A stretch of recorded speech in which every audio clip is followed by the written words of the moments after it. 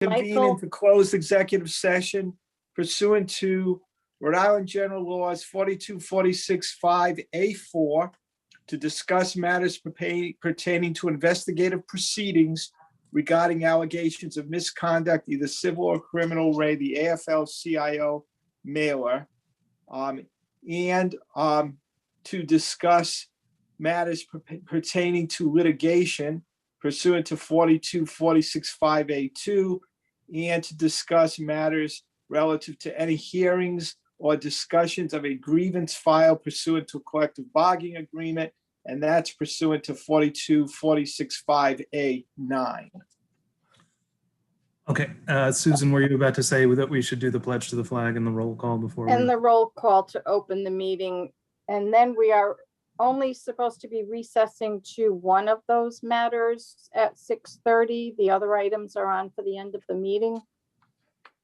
I understand that, Susan, but the council, if they desire, have the right to advance anything on the agenda. But you are right, I skipped over Pledge of Allegiance and roll call.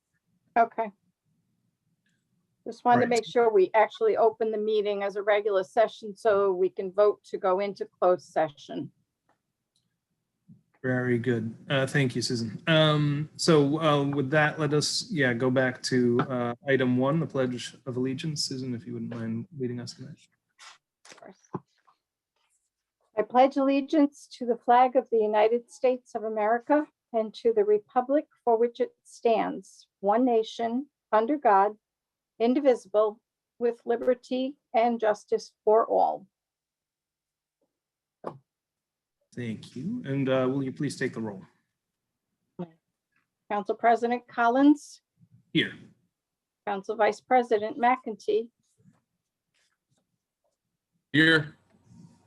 Councilwoman Bergner, Here. Councilwoman Kelso, Here. Councilwoman Rose. Here. All members are present. Very good. Thank you. All right, that brings us to item 3, the closed executive session.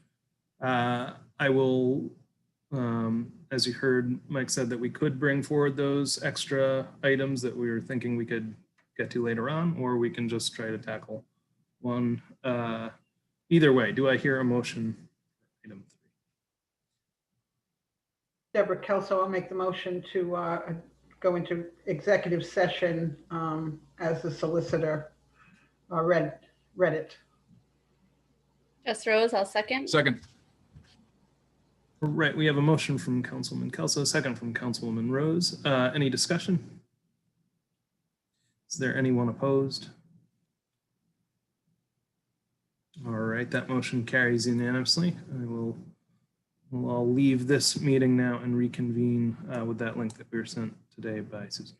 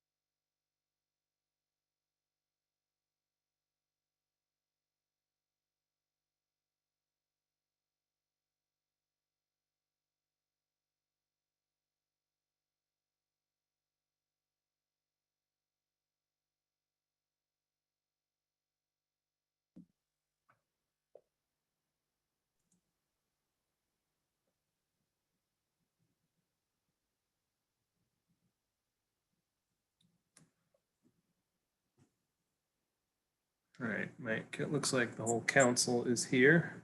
It does. So the motion would be to close the executive session, seal the minutes, and reconvene into public session. Rory McEntee, I'll make that motion. Deborah Kelso, second. Councilman McAtee, second from Councilwoman Kelso. Any discussion? Is there anyone opposed? All right, that motion carries unanimously. And the minutes will indicate that no motions were made in executive session. You can now go forward with your work session, Abel. All right, thank you, Mike. All right, very good. This is a strange meeting in that we went into regular session. Now we are back in a work session. Nevertheless, let's go through the agenda.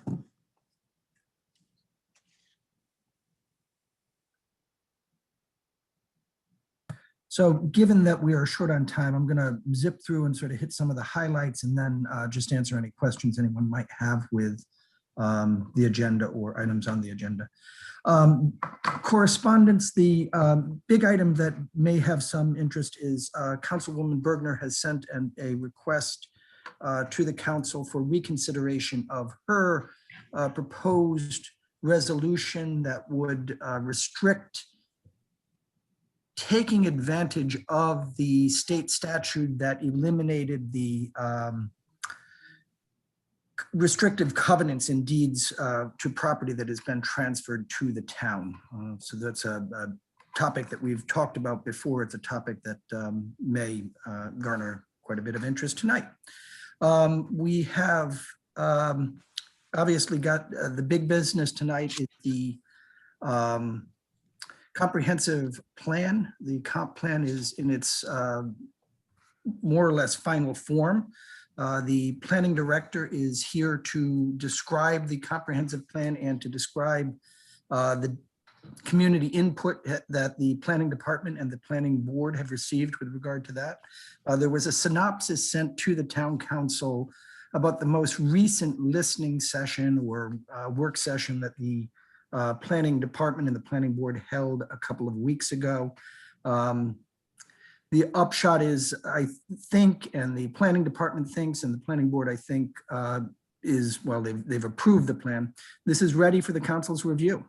So, you know, if the council wants to make amendments to the comprehensive plan, you can do that tonight. You can vote on that tonight.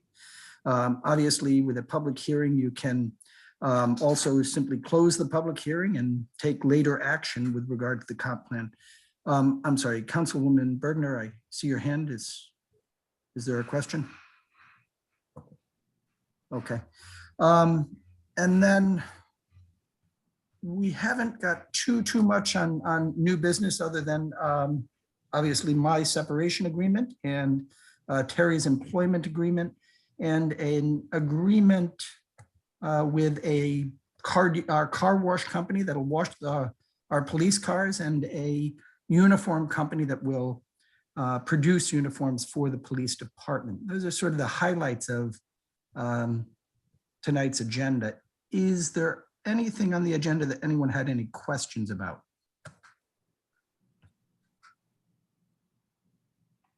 Are we expecting people to speak to this email from Magnolia Longworth concerning the high school mascot? Is that something we're expecting? We haven't been informed that anyone intends to speak, but this is a topic that we've heard about before. This is not a completely new or novel request. So there may be folks in the community who want to come out and speak about it. And then also on the email from the Contemporary Theater Company, do we expect that to be? So I think I don't expect necessarily anyone to show up. I think the writing from Contemporary Theater speaks for itself. They're interested in entering into negotiations with the town for the purchase of a very small strip of land adjacent to the town parking lot, which is adjacent to the Contemporary Theater. I think the width of the strip is 2 or 3 feet. It's a very small section, but it would make a difference to the Contemporary Theater in a number of ways. The letter outlines their desire to enter into negotiations Chris may be here. He may speak to that tonight. He has not informed me that he intended to speak at tonight's meeting. All right, thank you for that update. Councilwoman Bergner? Yep, so we skipped by the comprehensive plan. I just had a question. We're gonna have a public hearing. Is it possible that we would be able to close the public hearing and have the planning staff come back with the incorporated changes? I know the community had given a bunch of feedback. There was a bunch of feedback, and then vote on a final document, or are we voting on the comprehensive plan with no changes? Are we making those changes at the table? Yeah, so the comprehensive plan was voted on and approved by the planning board. That is the form that is before the council tonight. Incorporation of individual comments by citizens other than the typographical error that was identified with regard to the Model T as opposed to Model Town. Other than the typographical or Scrivener's errors that were corrected, incorporating comments outside of the planning board's process is not something that you've got tonight. We've not incorporated changes outside of the regular hearing process.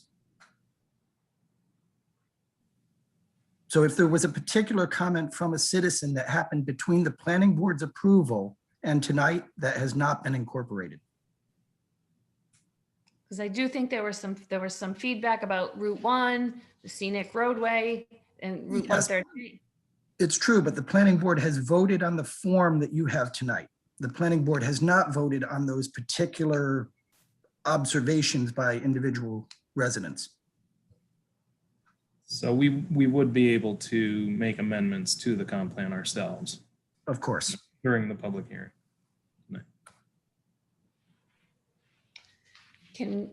Are we going to talk about the American Rescue Plan, or is that? So I'm during the manager's report, I'm prepared to give you an overview of the regulations that were released by the Treasury Department on the 17th. I provided you and the public with a summary of those regulations.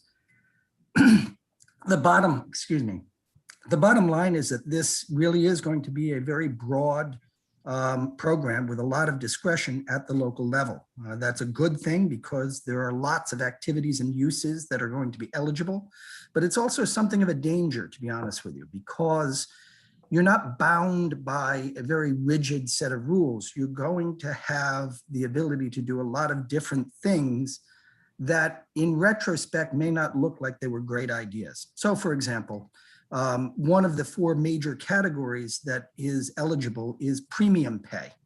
You can give premium pay to town employees. You can give premium pay to nonprofit employees. You can give premium pay either retroactive for their work during COVID or into the future to almost anyone, so long as you can explain the reason why that group has been identified as a group to receive premium pay. That is fraught with danger. It's an interesting idea, but using the rescue funds at the local level for stimulus checks is just fraught with interesting challenges.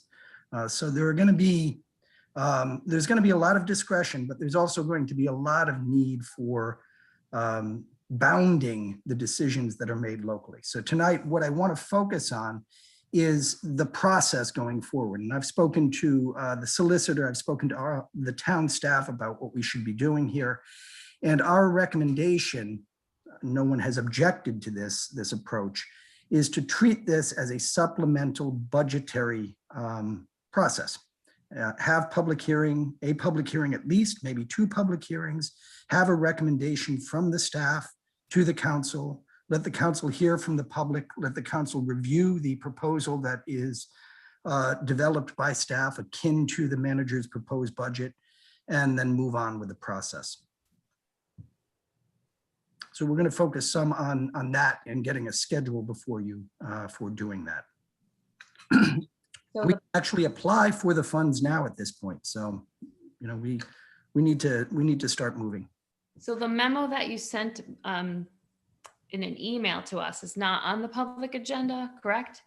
No, the PowerPoint presentation is in fact on the agenda, on the public agenda.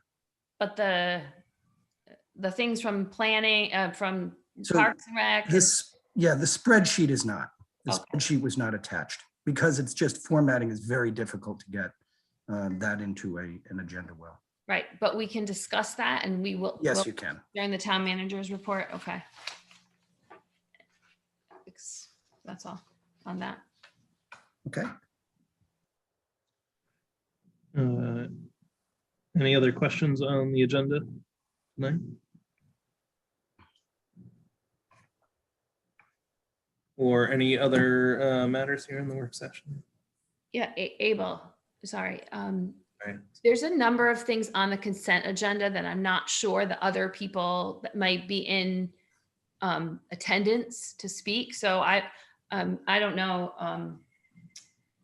Some of them are there, like I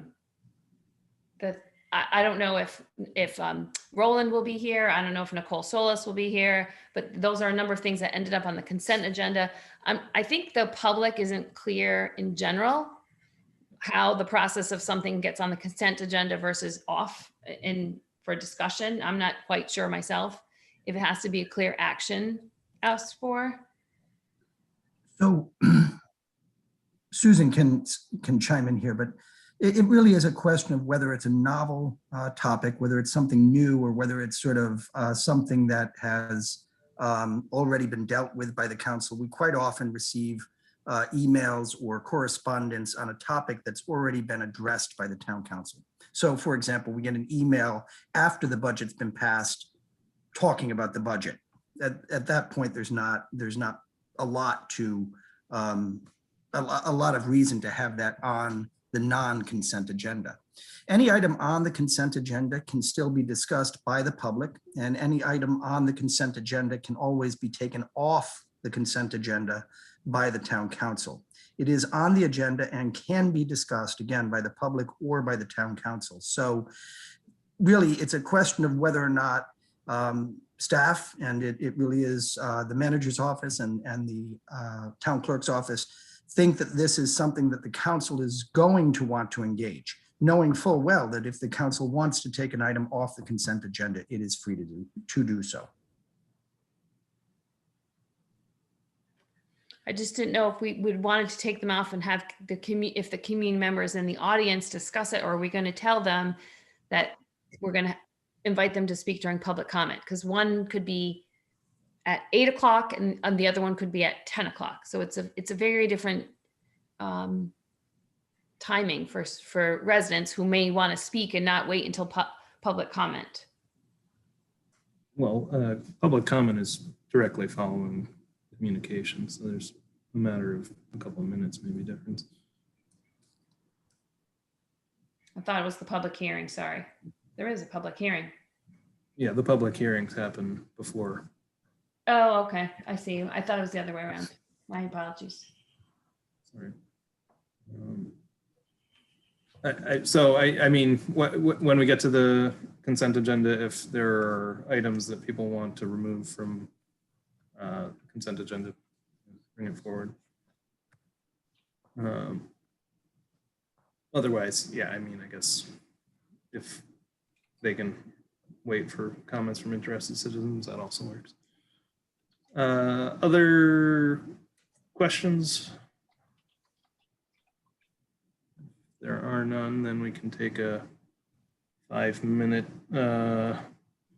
bathroom break here before we get started. All right, see you all in 4 minutes now.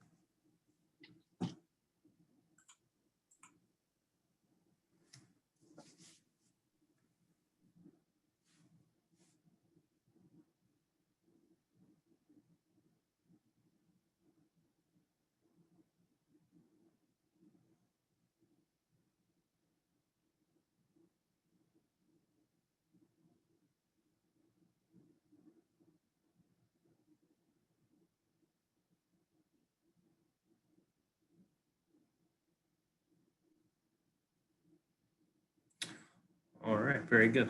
The council is here. We have actually already started this meeting, so we are now at item 5, the approval of minutes of previous meetings. Rory McEntee, I'll make a motion to approve 5A, B, and C. Jess Rose, I'll second. Motion from Councilman McEntee, second from Councilwoman Rose. Any discussion? Anyone opposed? That motion carries unanimously.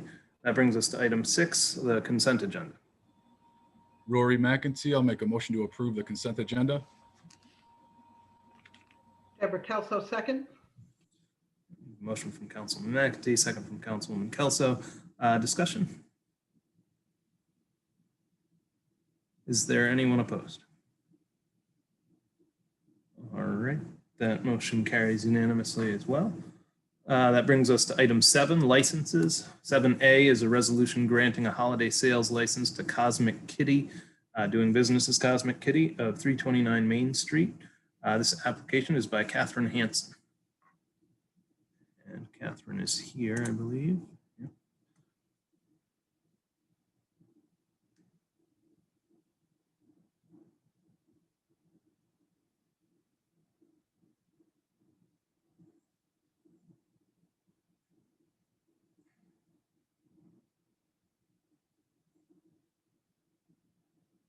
Is she having trouble coming in? Oh, there we go.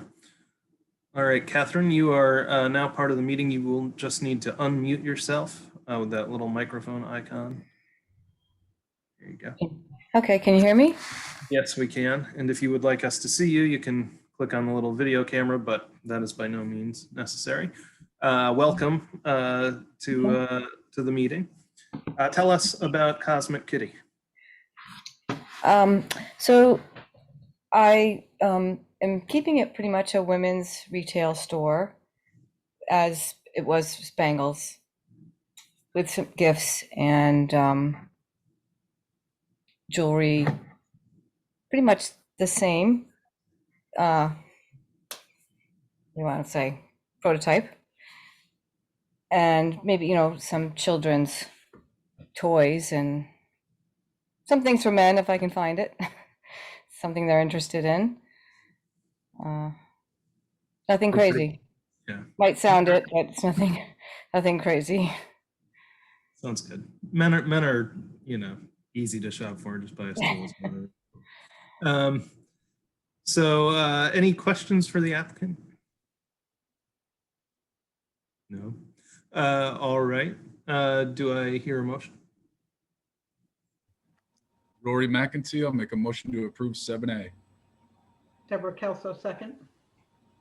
Motion from Councilman McAtee, second from Councilwoman Kelso. Any discussion? Anyone opposed? That motion carries unanimously. Congratulations, Catherine, and best of luck. Hope to see you over there. Thank you. Thank you. I appreciate it. Have a good night. Thank you. And that brings us to 7B, a resolution granting victualling and holiday sales licenses to PKR Serendipity, doing business as Swirls and Scoops of 1916 Kingstown Road, subject to issuance of a retail sales tax permit and Department of Health approval. Application by Paulina Reeves, or Revs. Sorry if I butchered that name. And I do not believe that's Paulina. So please introduce yourself and tell us about Swirls and Scoops. Sure. So this is Jerry DiMaria. I am the former owner of Swirls and Scoops. We've transferred our assets over to Paulina for the purposes of continuing to run Swirls and Scoops under the same name, but underlying company of PKR Serendipity. So we have been in the process with her finalizing that, which we did on Friday. And she's now looking to take over where we have left off.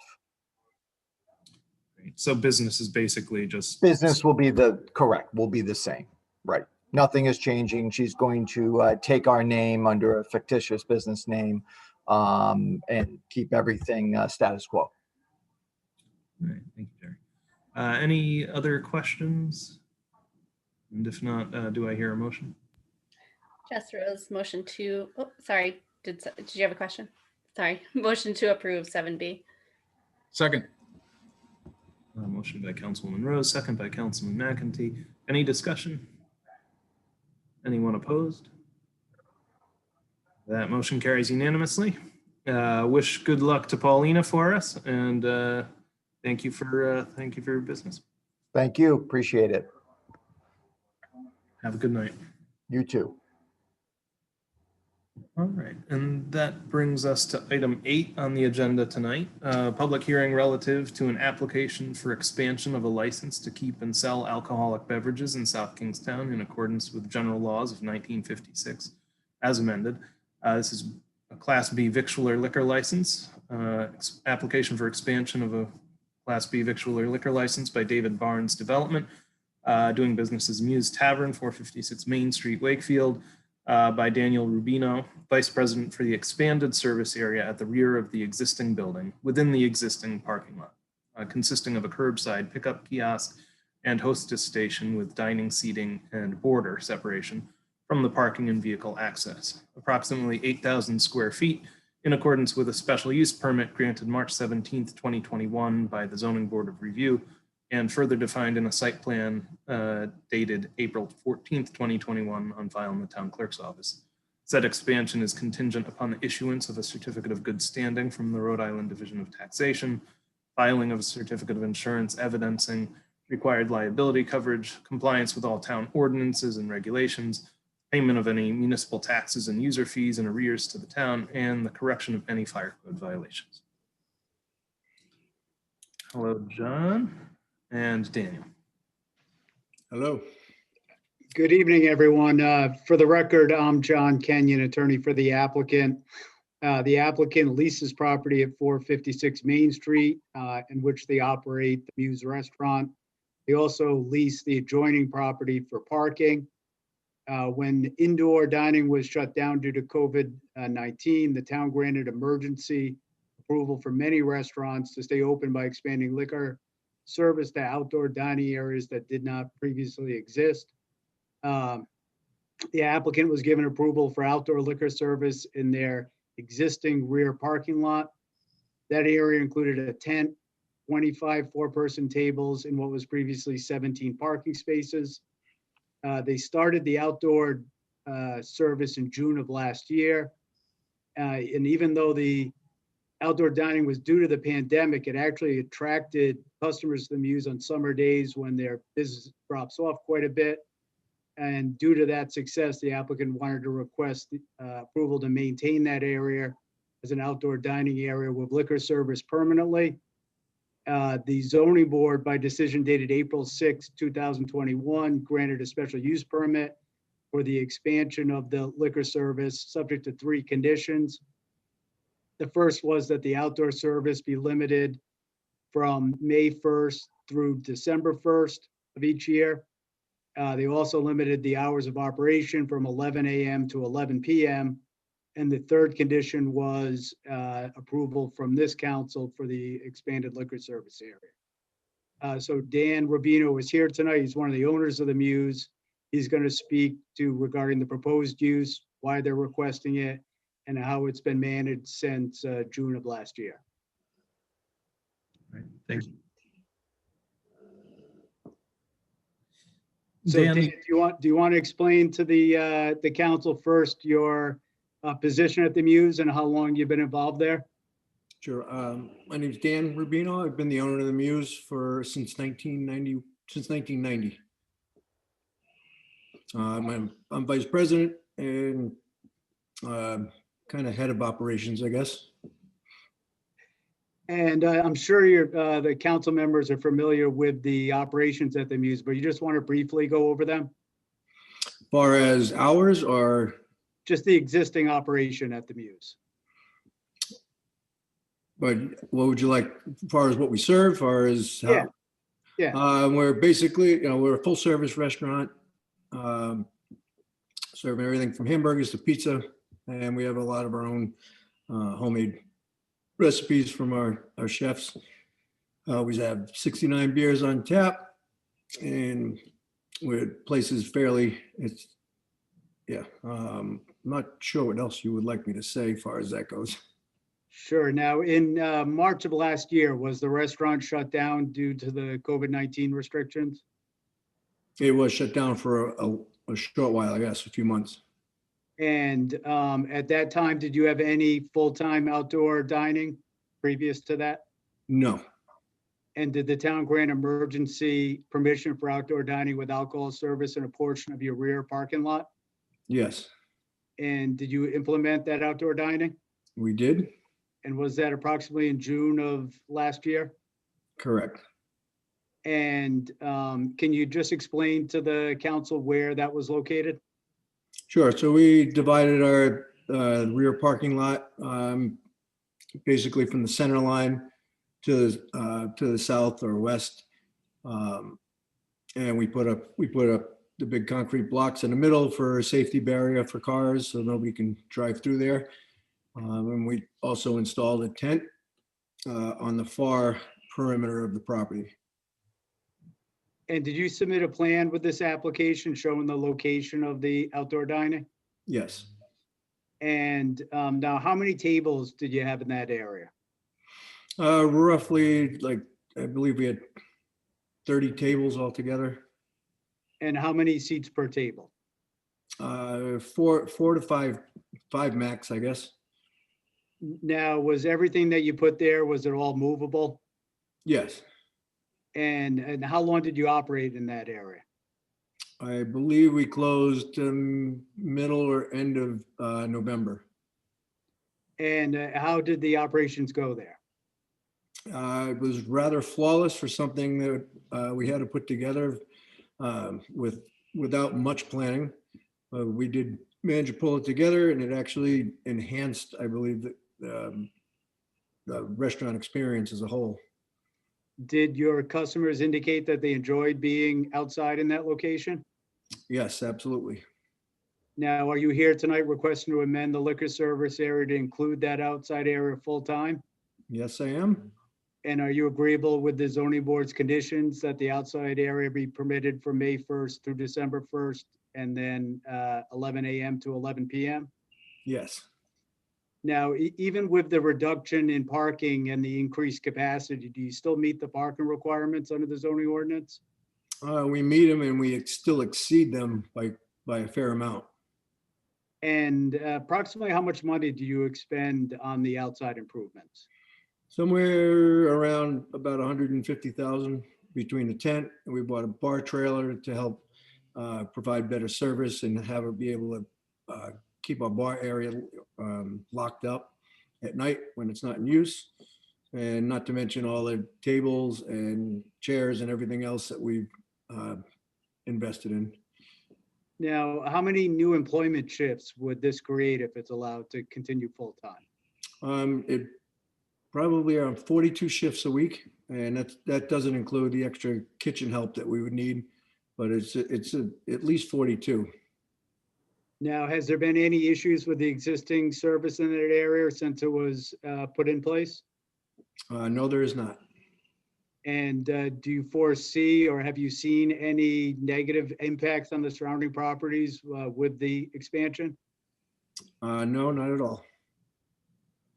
Thank you. I have no further questions if the council members have any.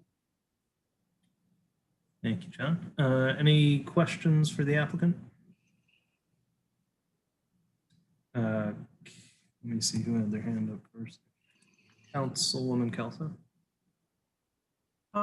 The existing outdoor footprint that's there now, that is the proposal as well? That's will that stay, I guess is the question. Yes, what we have set up now will stay.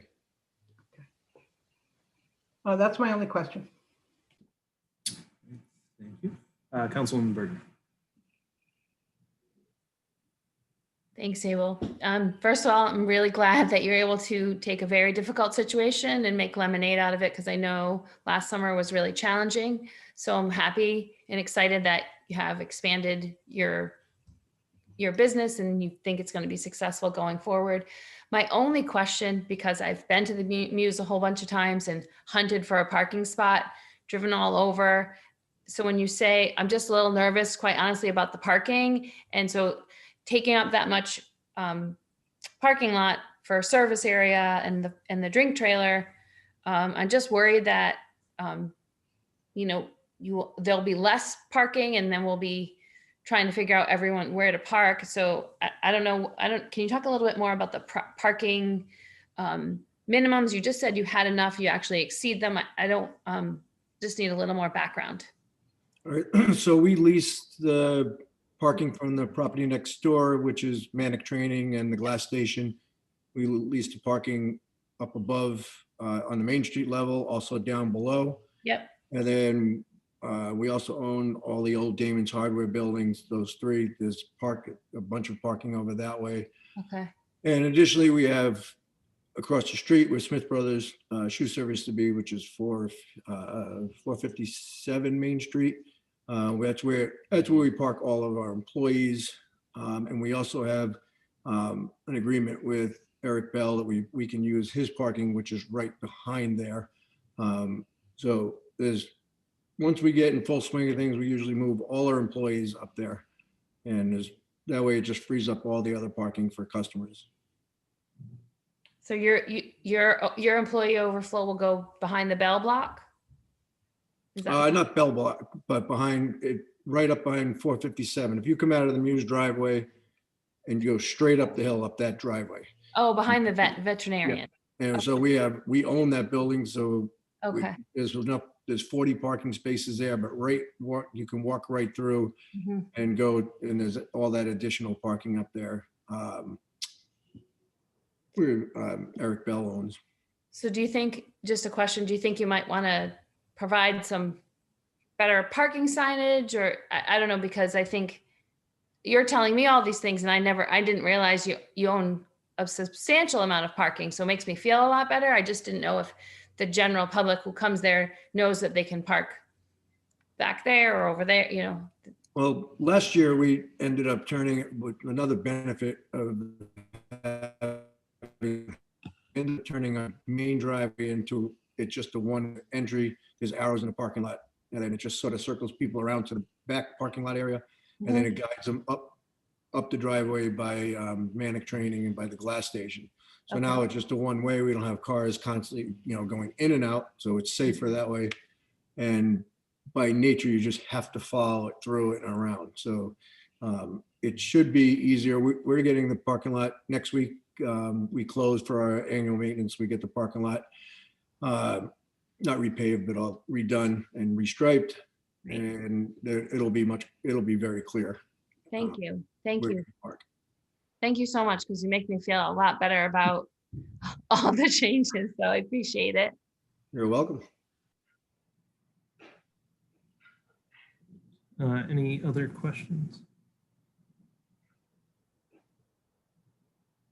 I'll say back when we first started seeing some of these emergency expansions put in place last year, it was one of our thoughts that some of these might turn into permanent features for some of our local businesses, and it's good to see that starting to happen. I do think people enjoy having that choice to go outdoors when they're dining, and I'm glad it's worked out for the Muse. If there are no other comments or questions from council members, we'll open it up to the public for comment. All right, very good. I see Greg Sweet would like to speak.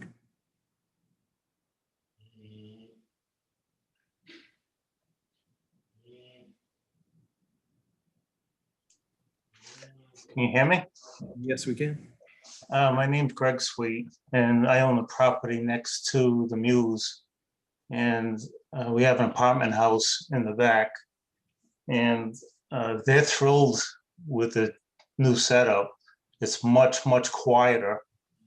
And they've complained to me in the past, and we worked everything out, but they were thrilled with last summer. It was just such a much better setup. So for what that's worth. That is good to hear. Thank you, Greg. Jocelyn is next.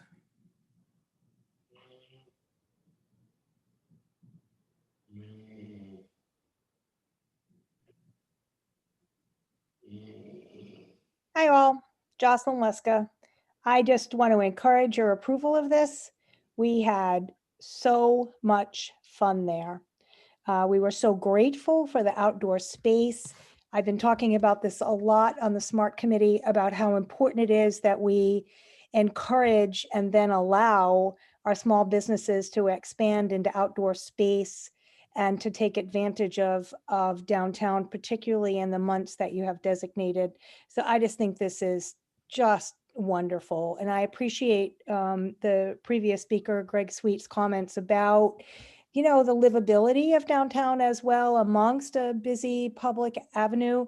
But our tourism is our most important economic engine in our town, and anything we can do to encourage that economic engine to stay in town, spend money, and support our small businesses, I think this town council should really get behind. So thank you very much. And we really had a good time. We were so grateful for it during COVID. Great, thank you, Jocelyn. Is there anybody else who would like to speak on this expansion of the liquor license for the Muse?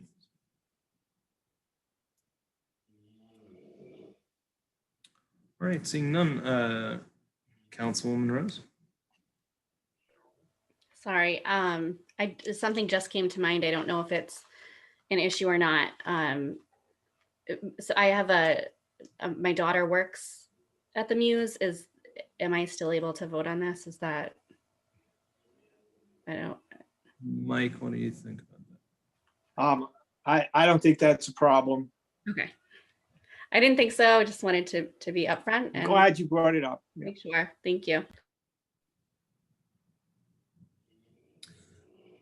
Do I hear a motion to close the public hearing? Make a motion to close the public hearing. Before we get to that, Councilman Kelso, did you have another question for the applicant, or? I did just have a quick question, actually, about entertainment. So Do we have to specify that there should be no outdoor entertainment or bingo nights, or so we don't get into a neighborhood brouhaha, I guess? Is, So my understanding is the applicant's not requesting that. Maybe the applicant can make that clear, and you certainly could make it part of the motion once you get there. And for the record, we have no plans on doing live entertainment at all.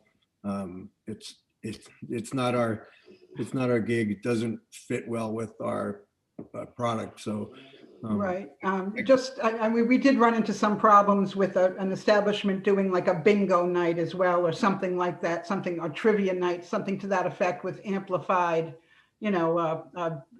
MC, I guess, outside. So I just want to make sure we're not entering into that at all.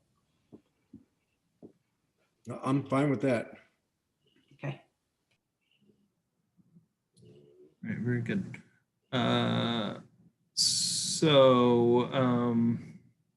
We had a motion from Councilman Bergner. Do I hear a second to close the public hearing? Second.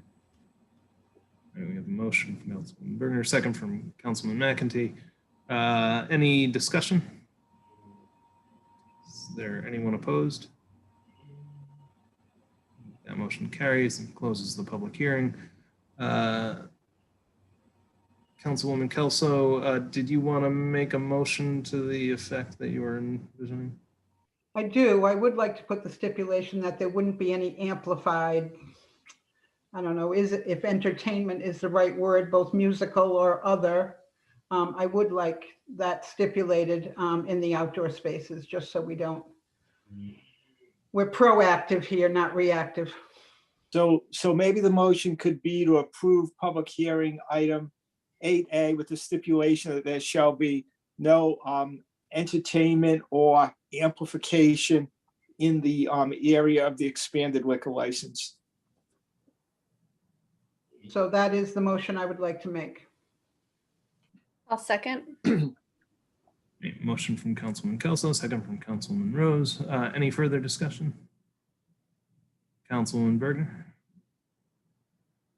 I couldn't get there fast enough. So what about the kayak race or the Muse Road race at the end? Like, is there any exception for, like, if they wanted to have a DJ post? I can't think of what it's called. It's slipping where they kayak or they run. I can't remember what. That's the Mist to the Muse canoe race. Yeah, that's it. But those are always daytime events. Those are always, I mean, the kayak race is based on tides of the day, but it's always wound up before dark. It's like, it's never a nighttime thing. So it's not my intent to stop any of those special events. So perhaps special events could be included. But those events have to receive approval from the council separately. Okay. And when you approve those separately, you'll cover that. Thank you. I just didn't want to take that away if we were precluding amplification and they were doing anything. Sorry. Good question. All right, any other discussion? All right, is there anyone opposed to this motion? All right, that motion carries unanimously. Good to see you guys. Good luck over there. All right, thank you all. Great. Thank you. Have a good evening. Good night. Bye. All right, public hearing 8B is continued from April 12th, 2021, relative to adoption by reference of the Town of South Kingstown 2021 Comprehensive Community Plan. Bring in Amy Rabbit.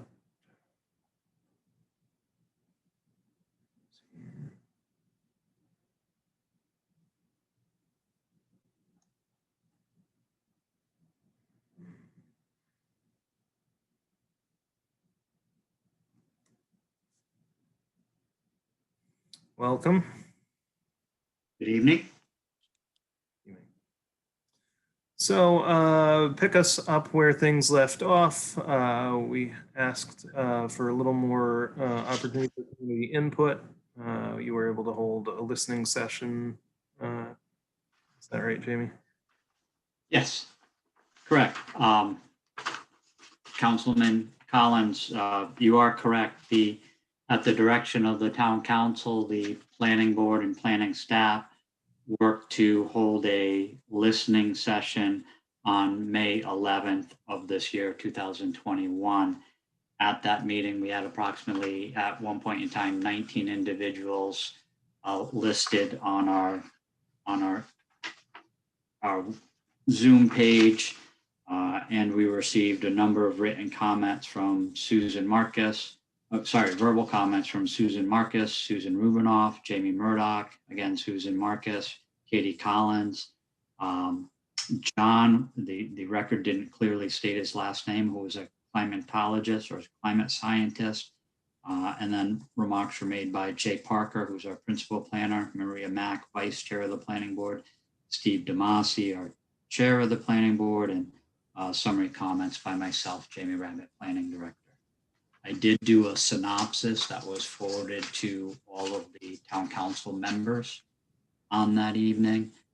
And also the town council asked to go over the amount of public participation in it. Rob, if I can share a slide with the town council, which was part of that presentation, I can bring that up.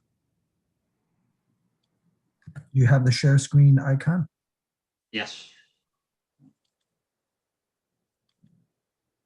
So can the town council members see that? Yes, we can. Okay, so I'm just going to go down for a few slides. So with regards to the timeline and the development of the plan, it actually started back in 2017.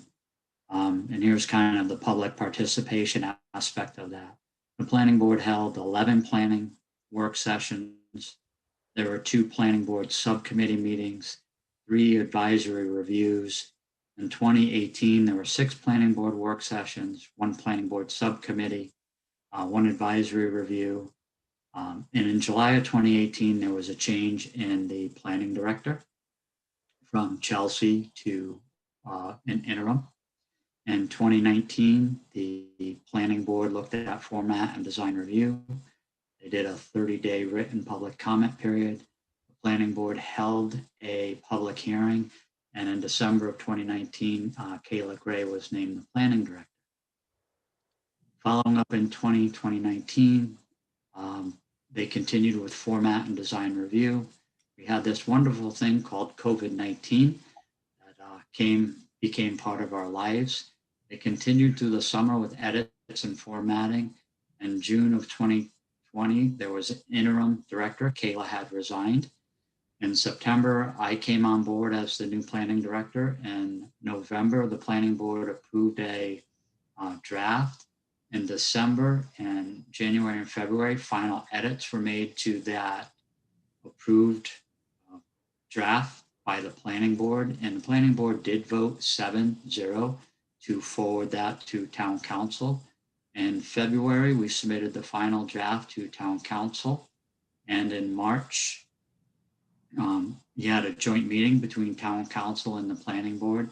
April, you had the initial public hearing. May, we had the listening session on the 11th, and we're here on the 24th for the second portion of your public hearing, which you continued from your April meeting. So over a almost 4-year period, there has been 3.5 years of what would be viewed as a substantial amount of public comment and public interest. There were originally over 270 people signed up to the community's informational webpage. Again, the hearing had 240 people subscribed to the update. There were 50 at a kickoff meeting. There were 100 at an open house meeting in 2017. There were 50 at a public workshop in 2018. We've received written comments as well as emails on the plan.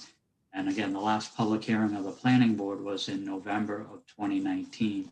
And they were working on edits during COVID with the change of, in essence, 2 directors in the final phases of the plan development.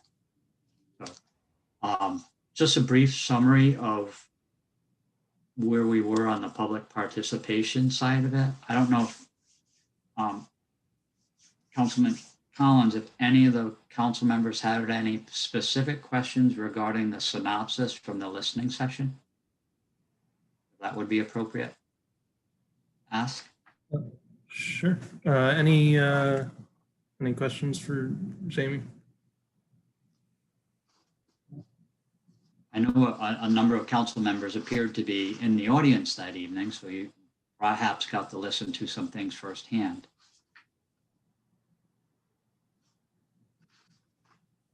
Councilwoman Rose. Jamie, would you say that as far as community participation goes, would you say that it kind of drops off, like the longer the process goes on, there's less community participation? If you track kind of a graph, that you usually start strong with a significant amount of public participation and interest, and the mere nature of the time frame associated with the preparation of any plan as comprehensive as South Kingstown, you end up dropping off with regards to that 200. So seeing 10 or 20 people at the end of the process is not out of line with what I've seen traditionally over my 30 years of working with communities on comprehensive plans or plans of development. So it's not untypical to see that number dwindle. Yeah, and I would agree. I think, with many projects that take such a long time to see to fruition, that you find the same thing. I guess I am just thinking of ways that we can encourage participation in the future, how we can encourage people to hang in there. It's a long process, but it's certainly necessary, right? So I don't know. I would love to see, and if any community members have ways, maybe think outside the box, how we can get people to hang in there, because we do want to have as much community input as possible. So obviously you can't, make people stick around, but it would be nice to find ways to make people want to stick around and see the process through. You guys did great work. You put in a ton of effort. You dealt with a lot of changes in a short amount of time. So kudos to you. And that would be my only feedback is, how can we get community members to stick it out through a long and, it's a long process, but we need people to hang in there with us. So, but thank you for everything that you've done and your team to get this finalized. Councilwoman Rose, the last comprehensive plan or community plan I worked on was accomplished in 12 months. And even in that shorter time frame, we started strong with a few hundred people at a informational workshop where we actually had planning exercises and it was interactive. And at the final public hearing, I think we had 10 or 15, between 10 and 15. And that's in a tight 12-month time frame. I think the best thing to do in the future is if we can have, as a community, a 12 to 18-month time frame to try and not lose people over an extended period, and perhaps work very closely with the consultant that we can keep on task versus managing workload with the permitting process, but have the assistance of a consultant throughout the entire process. Thank you for your feedback. I appreciate that. Thank you. Any other questions or comments for Jamie or on the plan itself?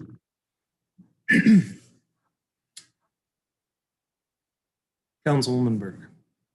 Yeah, I mean, it has been a very long process. Jess, a year plus of the pandemic probably didn't help this process go along any better. There's been quite a lot of transition in planning. If you think about it, started under Vin Murray. This is at least the fourth planning director we've had over this time. So it's certainly been a challenge in that way. But I think what I take away is that people always say They want to protect what feels like South Kingstown. You know, the feedback from the most recent session is they want it to look like South County. You know, they don't want to lose that, the feeling, the vibe that we have of our, you know, the sense of place, that psychological element that makes South Kingstown what it is. And so I just want to make sure that that feedback gets carried through in the areas, the 2 gateway areas, you know, 138, 1, those are really important. You know, we don't want, you know, we just don't want to have things happening, you know, incrementally. I mean, and we definitely need to preserve and protect why we chose to live in South Kingstown and why we want to keep our community the way it is. It doesn't mean no development. It just means purposeful, thoughtful development in keeping with how we view our town.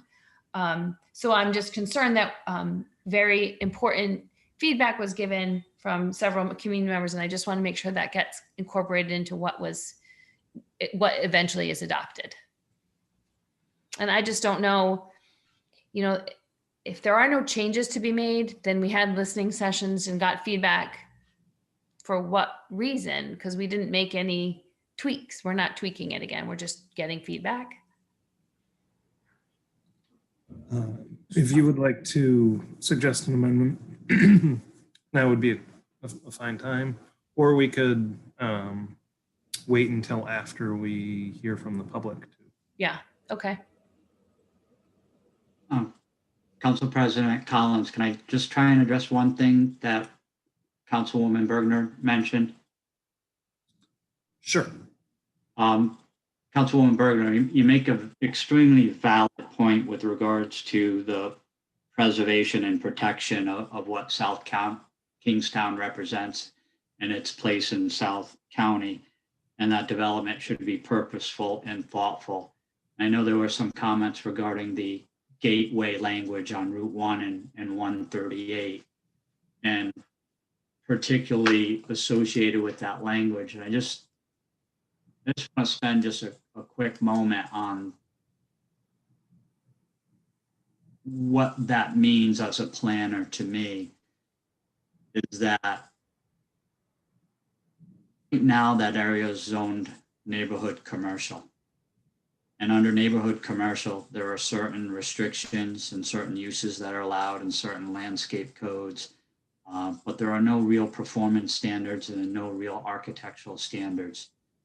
It's my understanding as a planner when I read language that says perhaps that the planning board and the council may, and the term is may, want to provide the tools for allowances and regulations for this area as it potentially could grow commercially or change commercially, you know, one use to another, one development to another.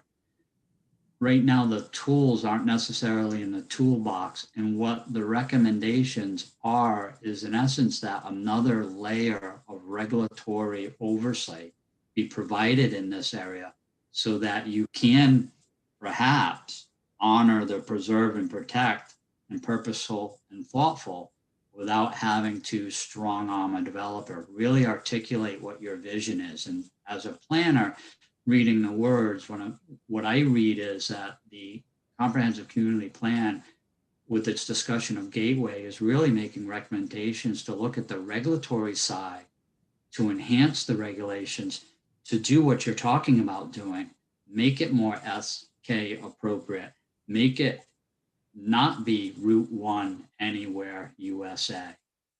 So that's the way I read it as a planner, that it's actually suggesting you put more tools in the toolbox to assure that development occurs on your terms and that it's not a fight or struggle against a developer when they just bring typical corporate architecture to the community, that they do it your way.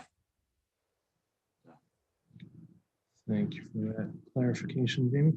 Other questions before we open it up for public comment?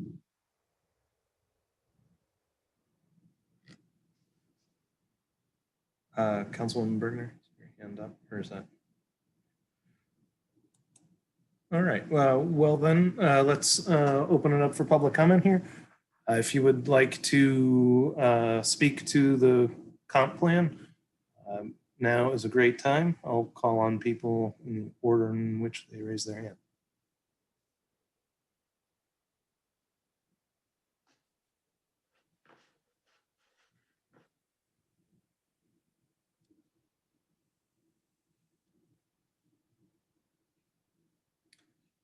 If you are on your phone, you can hit *9 to raise your hand.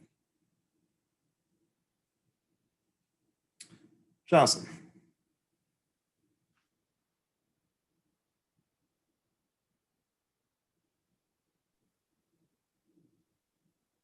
Hi, all.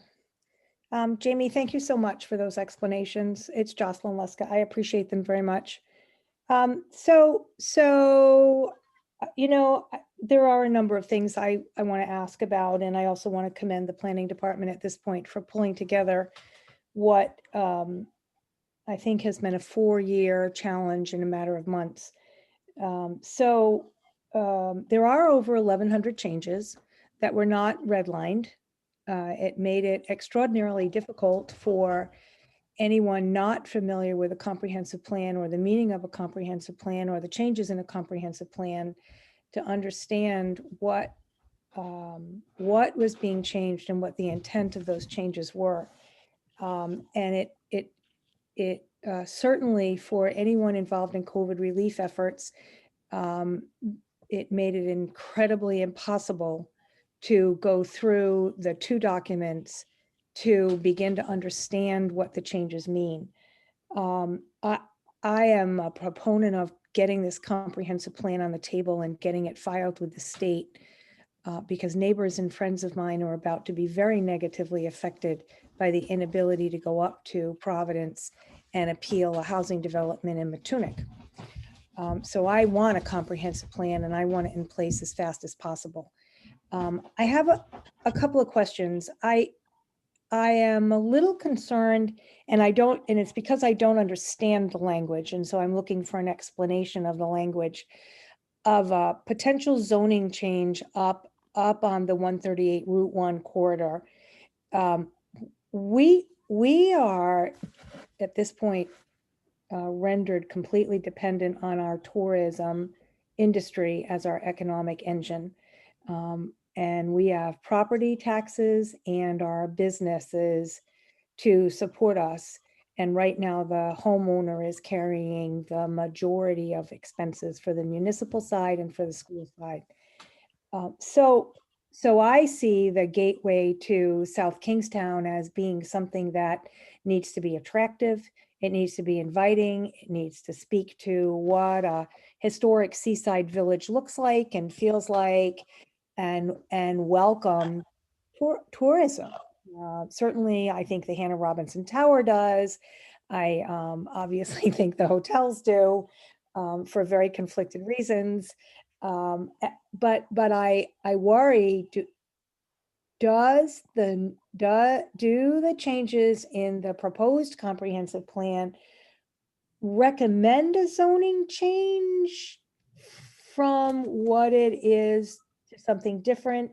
I wasn't really able to discern that. And the other question that I have is about trust and property donations to the town, and the disposition of those properties and the examination of disposition of those properties. Because things like obviously the Hazard School, which is, a burning issue right now, and a number of important properties, our historic landmarks in town, add to what we are, add to tourists who when people come into town, no slam to South County Commons, but they're coming into Old Wakefield. They want to go to Brickley's, they want to go to the Muse, they want to go to downtown, they want to see what Old Wakefield looks like. They want to see our beaches, they want to eat at our restaurants. They're not looking at the new part. And unfortunately, they're not even going to get to go to a movie theater right now because the theaters are now closed permanently. So I guess my questions are 2 that I would like an answer to. One is about a potential zoning change to Scenic Route 1, because a lot of people worked really hard at getting Route 1 declared a scenic highway. And number two, about potential changes to trust and donated properties, historic properties to the town of Wakefield and open space. And Jamie, I know you weren't here. From the time the old comprehensive plan expired until the time of your tenure with us.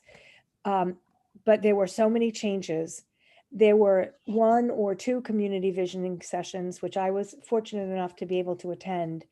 And then, unfortunately, a lot of changes occurred in the planning department, and then COVID hit.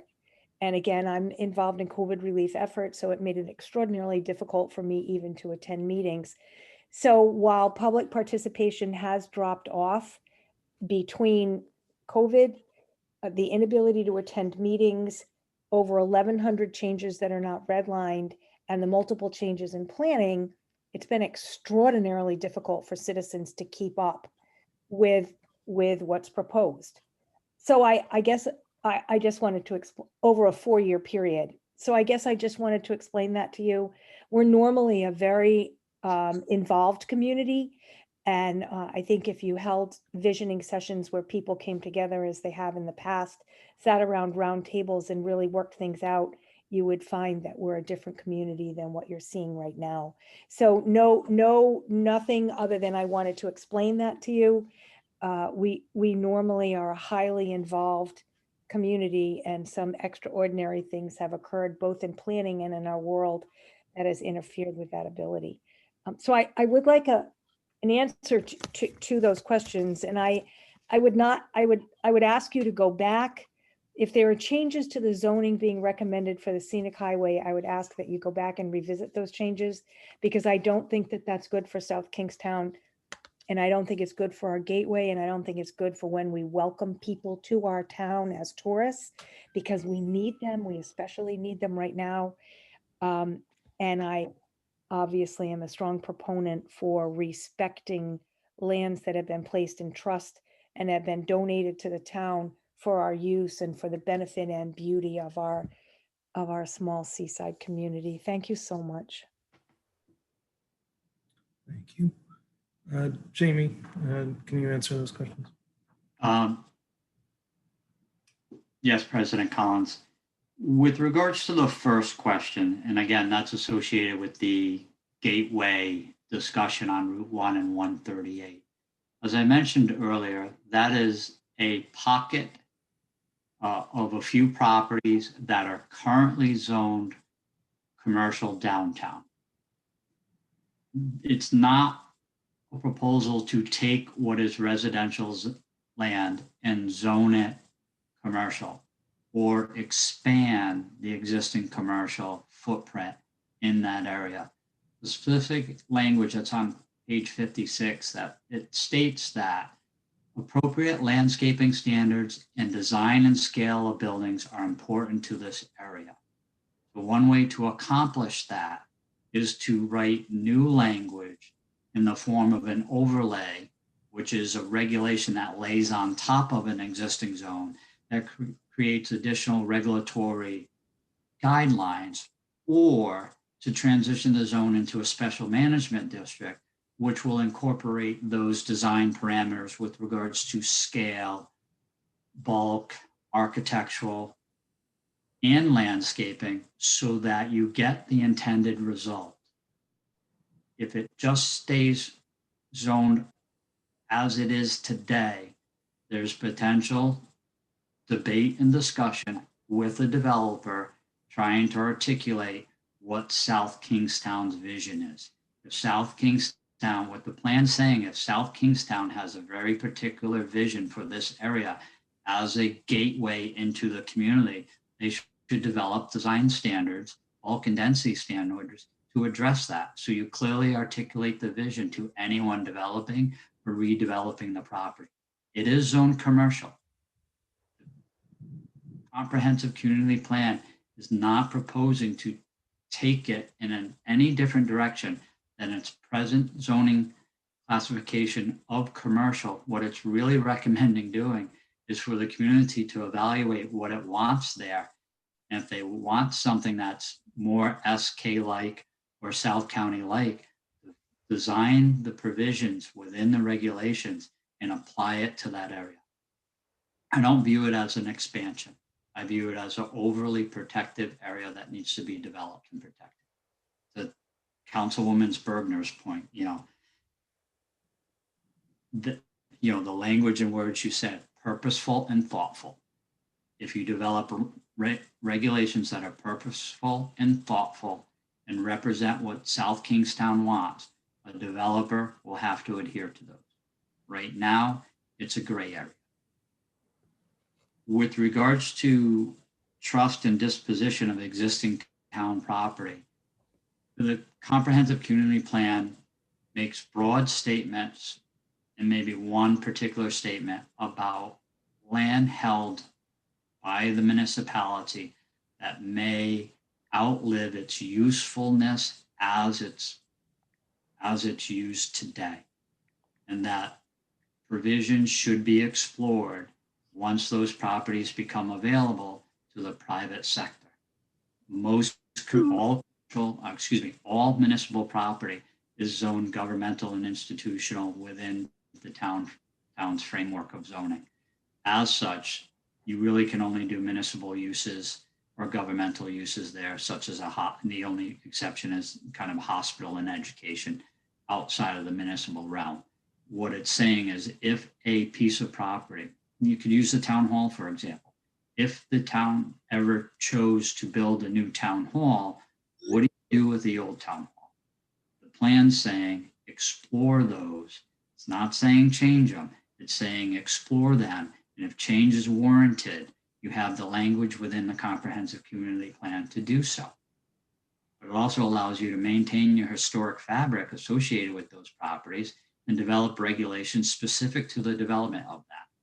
If you wanted, a property that was changing hands to honor a historic structure on the property, you could write a regulation that required the historic structure to be rehabbed and not torn down. But you need that within the fabric of your zoning regulations. So again, I look at that as an opportunity to be that purposeful and thoughtful planner to look at what the needs of the community are in the future as some of these properties outlive their usefulness in their current state.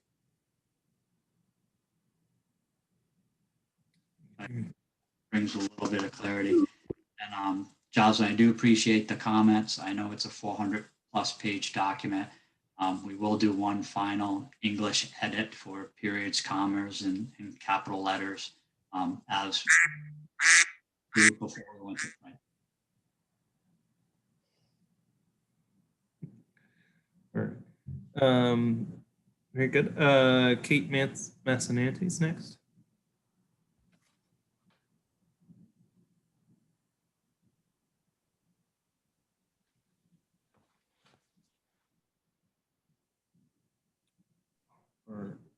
It's Kate Massananti. It's nice to be part of a meeting that's not mine, and I don't have to show my video. So I just wanted to say thank you actually to all the work that was put into the circulation action plan summary. It's really nice to see the expansion of partnering with RIPTA and Rhode Island Department of Transportation and looking into I'm seeing, a quote trolley program, and I'm looking forward to seeing some of these kind of policies and actions go into place. And I hope there's also a partnership with. I see the partnership with URI, and I think it's awesome. I hope there's a look into a partnership maybe with Narragansett's town manager, town council, also because. The traffic, obviously, especially during these times we experienced this weekend in particular. I thankfully was out of town and didn't have to experience it personally, but there was a lot of traffic congestion going on between URI's graduation, the situation at Narragansett Town Beach, and then just regular people coming in and out of town to use the beach and whatnot. So I am looking forward to seeing this get implemented because it is difficult to watch. There are a lot of people who do walk in our community, and I see a lot of families who walk because they don't have any other means of transportation. And to know that going forward, maybe that there'll be expansion of some RIPTA lines. I'll push the, I'd love to see a little come off of 108 up Curtis Corner Road. Because I see a lot of families pushing baby strollers down Curtis Corner Road where there are no sidewalks and no lights. You know, all sorts of weather, rain, sleet, snow, colds, and you have little babies being pushed in strollers down to catch the bus down on 108, and it's hard to watch sometimes. So I look forward to seeing this plan come to action, and I just wanted to say thank you for listening to all the feedback on that particular topic. So thank you. Thank you. Jocelyn, is there anyone else who would like to speak? Or is Council President Collins, I know we do have Steve DeMasi, the chair of the planning board, is also in attendance. If there were any questions on process with him.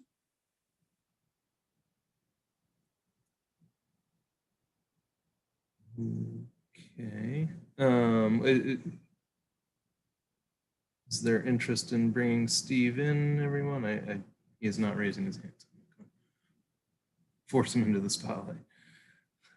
All right, Steve DeMasi, there you go.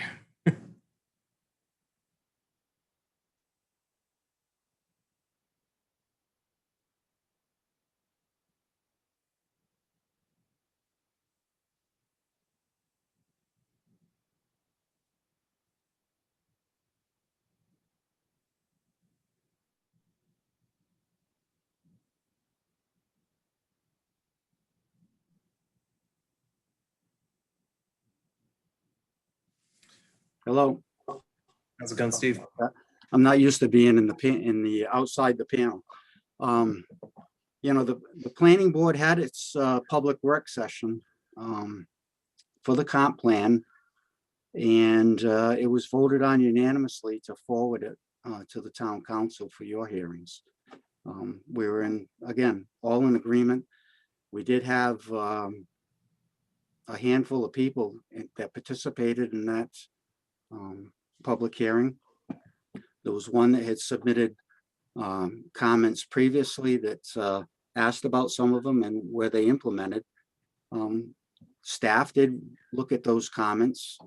Planning board looked at those comments, and some were brought in and some weren't. I mean, if one person makes a comment, it doesn't necessarily mean it's going to require a change of the comp plan. It has to be a consensus of the board or recommendation of the staff that we make those changes. So again, it's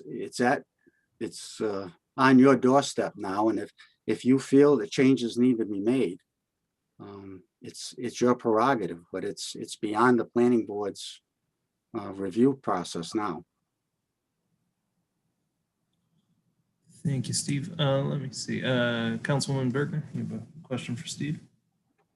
Well, Steve, and I see Maria's here, so if we wanted to bring Maria in, we could, but I guess I'm asking my question for both of them.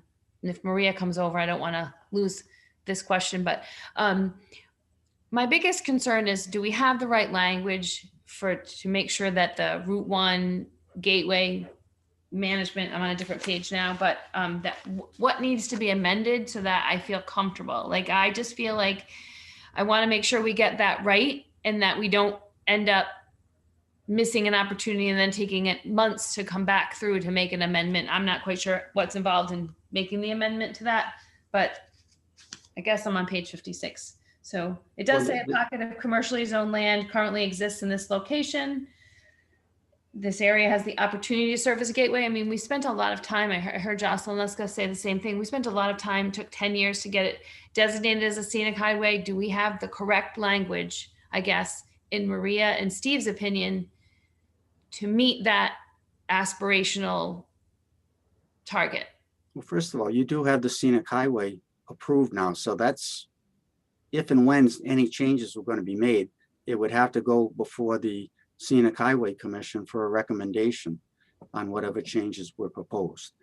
And again, that wording in the comprehensive plan is just, it's put there so that down the road, if we do want to look at that, we can go back and say, well, look, it was mentioned in the comp plan that we should take a look at it. There's nothing says we're going to make a change. And if we do make a change, we have to change the ordinances, the code.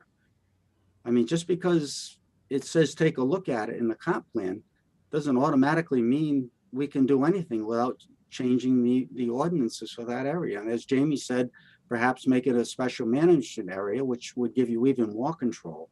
There's been a lot of talk of late about design standards.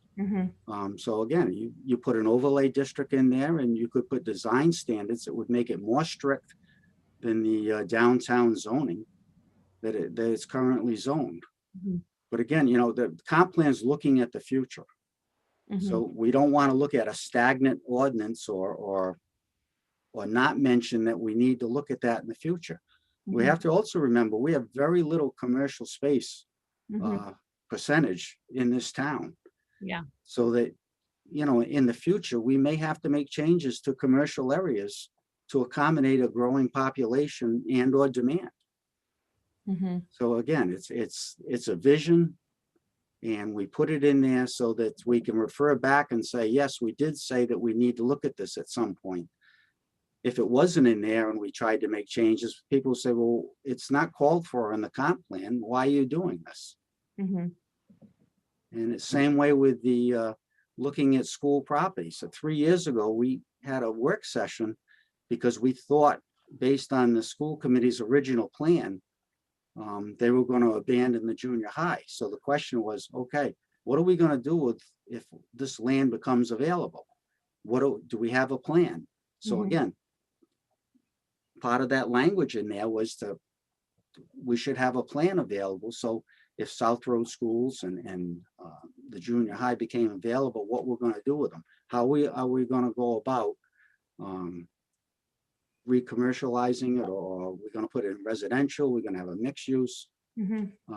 So you're not just blindsided and have nothing to fall back on. Councilman Collins, if I can expand upon that for a moment.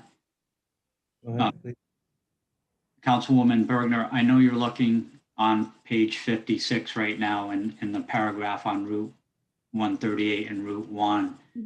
At goal 3, actually action item 13-3, I believe it's on page 63. And goal 3 states that high standards of development will be required to preserve and enhance the quality of life, to encourage a sense of community, to support a healthy, walkable environment, and to protect the natural resources of the town. Action item 3-13 under that section says to explore development of a special management district to include the commercial neighborhood zoning district at the intersection of Route 1 and 138, to recognize this area as a gateway to South Kingston. Such a special management district may establish design standards and opportunities for appropriately sized expansion of commercial uses based upon clear performance standards.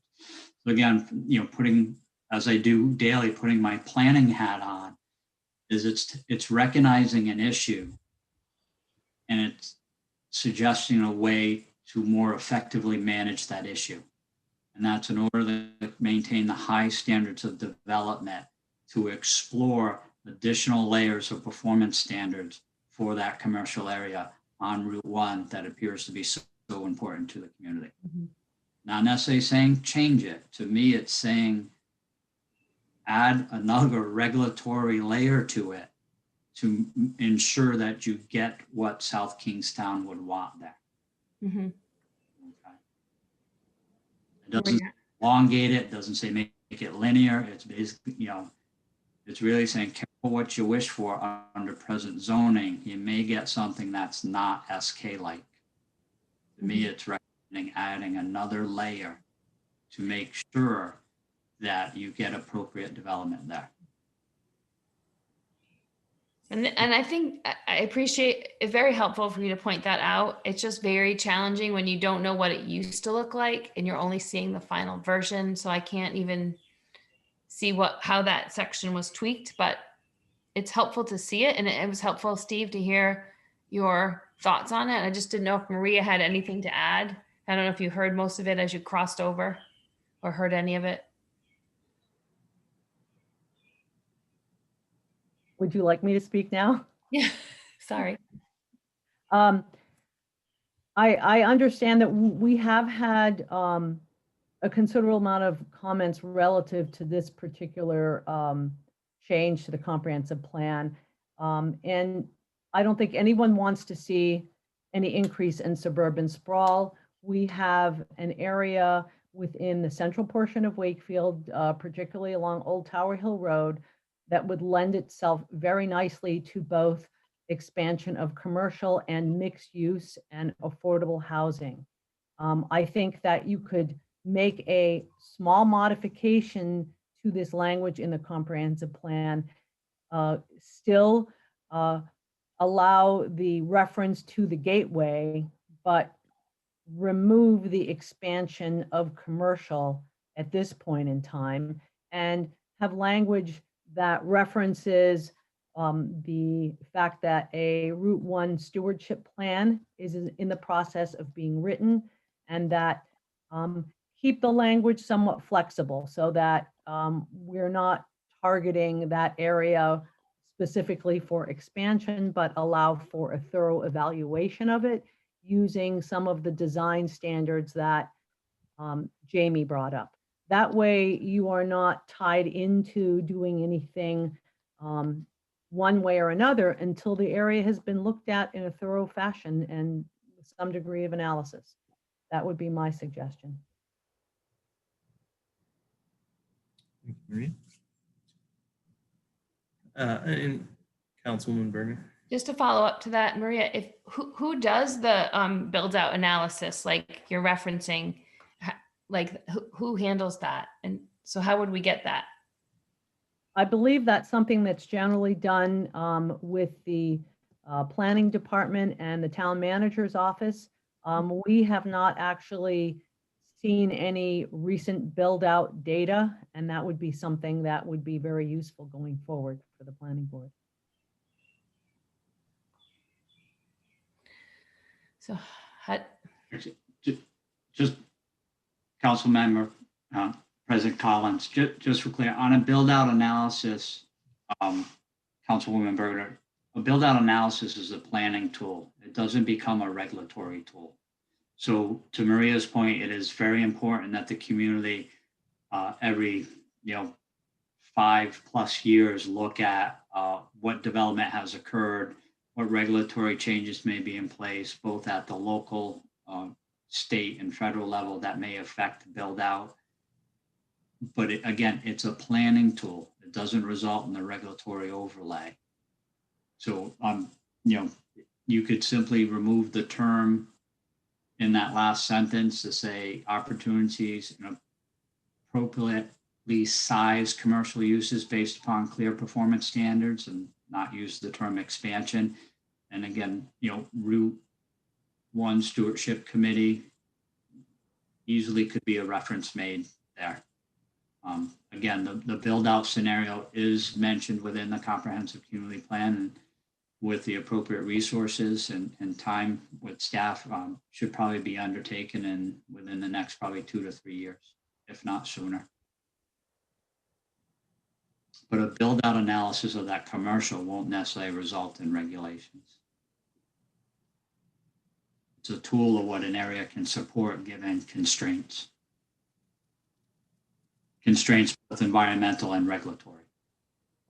So, Mr. President, if I may, it's important to define this term. A build-out analysis is if the current zoning were to control all that could be built in the town, you know how many homes, how many bathrooms, you have a sense of what the current zoning directs. A build-out analysis is not an analysis of possible things outside of that. Typically, the build-out analysis is simply the total number of homes and the population count if the current zoning were built out. If every parcel that is zoned R200 and every parcel that is zoned R40 and every parcel that is zoned R10 gets the house or the structures that are allowed on that zone or in that zone, what would the town look like? That's what a build out analysis typically is. So a build out analysis won't tell us typically what would happen if you were to change the zoning in this parcel or this section of Route 1 and not this section of Route 1. You can do that analysis, but that's not what is typically meant by a build out analysis. The build out analysis is simply looking at current zoning. The kind of what if scenario analysis is a very particular kind of thing. And it's something that a council or a planning board should do if they're contemplating changing a regulation, but that's not typically what's meant by a build out analysis. Councilwoman Berger? Thank you. I do understand that. My question was, has there been, now I guess, has there been a build out analysis? Has that tool been done in the last 3 to 5 years? I mean, has it been done at any point during the process of the comprehensive plan? So the zoning hasn't changed. So it wouldn't have to change because your zoning hasn't changed. You haven't done a change of the number of R200 parcels or the R40 parcels in town. The build out analysis today is going to be the same as it was 5 years ago. So the last time it was done was 5. I know you're not going to do it all. Yeah, I don't know exactly when it was, but it has been done within the last 5.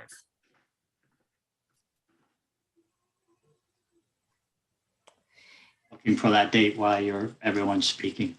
So where I guess, where is that? Who has that tool? Is it something that the planning board has? No. I'm just, I don't know. I just, there's been a number of projects. Things are going to change quite differently. I mean, there's the project that on 8 acres that has 32 units. So that wasn't going to have, that was whatever, R40 was going to have, 10 lots, and now it has 32 units. So, I mean, there is a significant change coming if people then all of a sudden we're doing a lot more affordable housing, we're getting a lot more comp permits. So that, I don't know, I'm just curious to see if there was a build out analysis and what that looked like. Again, Councilman Collins, and to answer Councilwoman Bergner's, a build out analysis, to Mr. Zarneski's point, it's a mathematical calculation based on land area and zoning. It can't comprehend what a comprehensive permit will do to the zoning classification. So Councilwoman Bergner, to your point, which is very valid, someone took an R40 piece of land, which was supposed to have 1 unit per acre, and changed that density, but a build out analysis wouldn't analyze that. So you could, within a build out analysis, throw a factor at it, but again, it still would be an unknown. Yeah, I'm not sure one has been done in the last 5 years, but we are potentially capable of doing that in-house. It is not an easy task. It is a substantial task to evaluate and do that analysis. I guess so, but I think there needs to be one, because you can potentially have a 20% increase in parcels if they do any sort of comprehensive permit. So I don't know.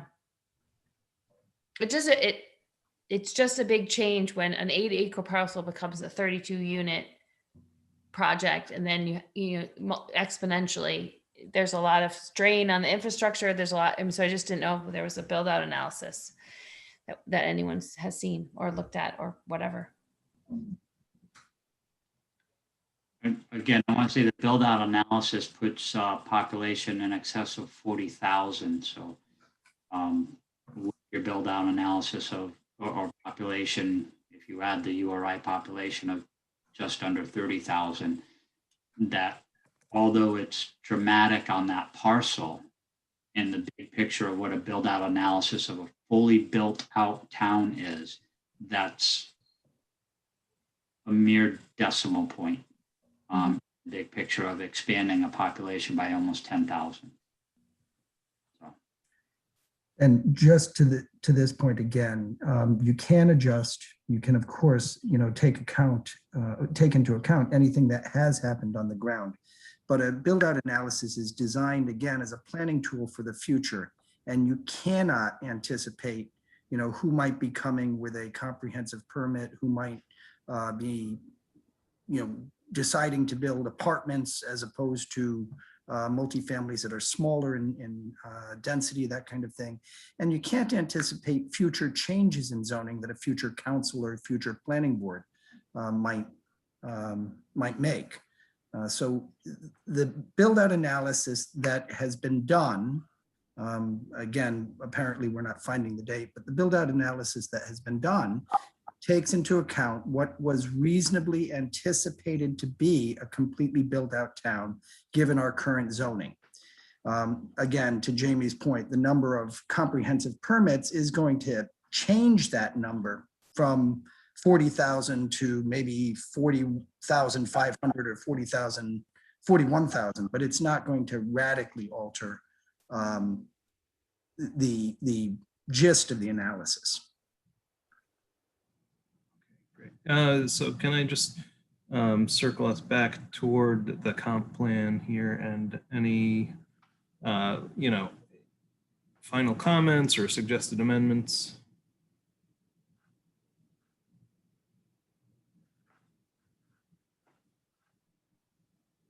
If we're going to make amendments to it, they need to happen at this point. Councilwoman Bergen. Sure. So the planning director recommended that we can edit, action item 13-3 to edit out expansion of, and then also include reference to the Route 1 stewardship plan.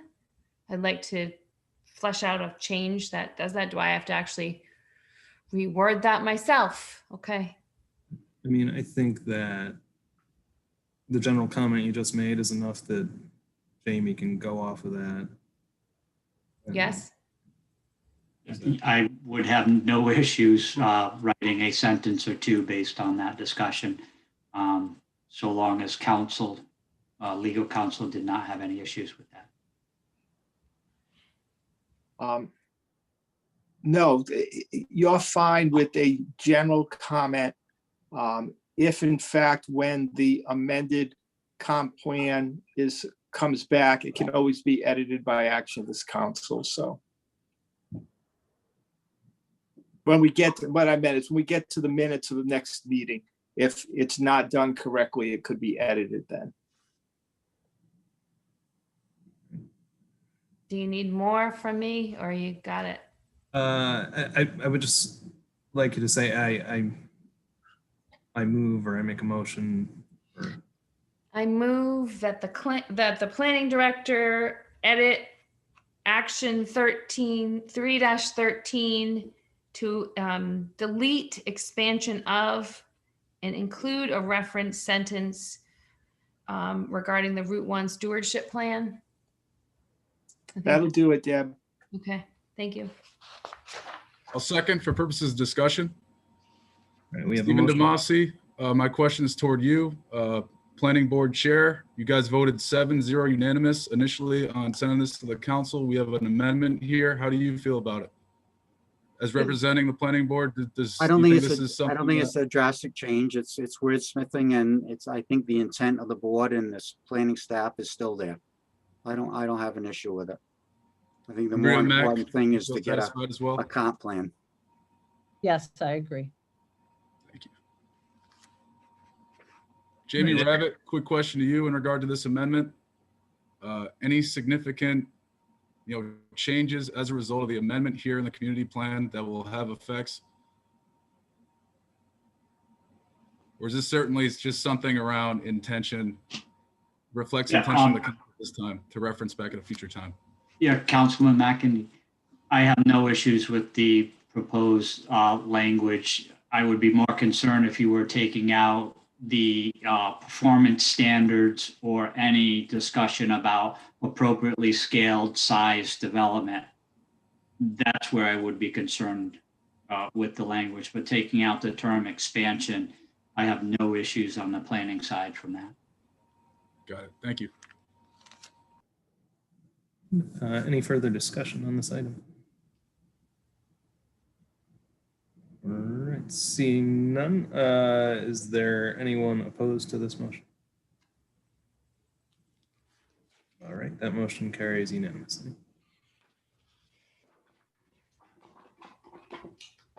Any further amendments proposed?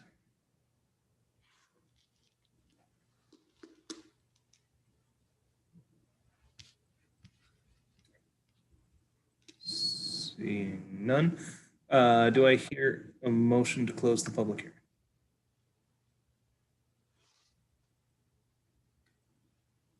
Deborah Kelso, motion to close the public hearing. Second. Motion by Councilwoman Kelso, second by Councilwoman Rose. Any discussion? Is there anyone opposed? That motion carries unanimously. And do I hear a motion on 8B? Deborah Kelso, motion to approve item 8B. I think we need to add as amended, Deb. Motion to approve as amended. Rory McEntee, second. Also second by Councilman McEntee. Any further discussion? Is there anyone opposed? That motion carries unanimously. It's good. So we finally have that one in the books. Well,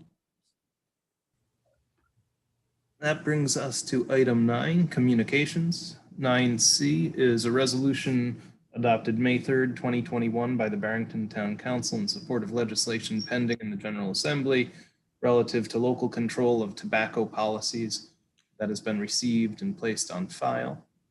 What would we like to do with it?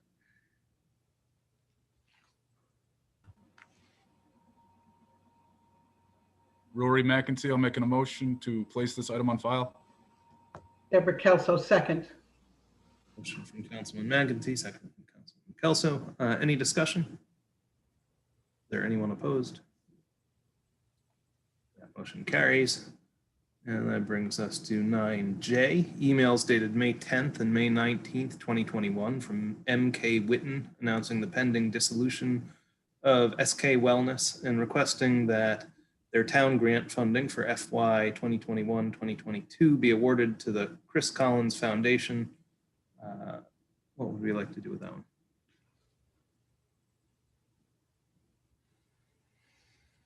Okay.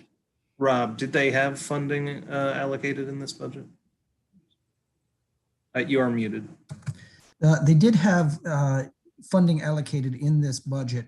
I will note for the council's information that the Chris Collins Foundation is a duly incorporated nonprofit corporation here in Rhode Island. It is based here in South Kingstown, and its mission is to bring light to mental health issues and kindred items. So its mission is consistent with the SK Wellness mission, and they have agreed to take on the programs and activities of the SK Wellness program. So what you've got is a request, because the SK Wellness organization is being folded, that the funding simply be transferred to the Chris Collins organization. This is a separate legal entity. So while the mission is the same, and I understand some of the people will be the same people executing that mission, it is a different legal entity than was identified in the budget. So you do need to make this transfer if the council so chooses. Discussion.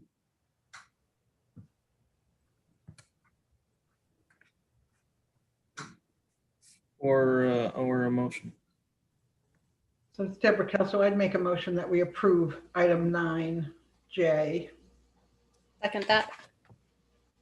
Motion from Councilwoman Kelso, second from Councilwoman Rose. Discussion on this motion. Is there anyone opposed? All right, that motion carries unanimously. 9M is a letter dated May 12th, 2021 from Steve Damasi, tendering his resignation from the planning board. That has been received and placed on file. And what would we like to do now? Deb Bergner, I move that we accept Steve Damasi's resignation and direct the town clerk to write a letter thanking him for all of his service on the planning board. Rory McEntee, second. Motion by Councilwoman Bergner, second by Councilman McEntee. Any discussion? Is there anyone opposed? Right, that motion carries unanimously. Item 9N is an email dated May 13th, 2021 from Magnolia Longworth concerning the name of the South Kingstown High School mascot. That has been received, placed on file, and what would we like to do with it? Just make sure there's nobody. So it's Deborah Kelso. I'll make a motion that we forward the email from Magnolia Longworth to the South Kingstown School Committee for their consideration. Second. We have a motion by Councilwoman Kelso, second by Councilwoman Rose. Any further discussion? Right. Anyone opposed? That motion carries unanimously. And that brings us to 9O, an email dated May 13th, 2021 from Fritz Benz requesting recognition of South Kingstown music students. What would we like to do with that one?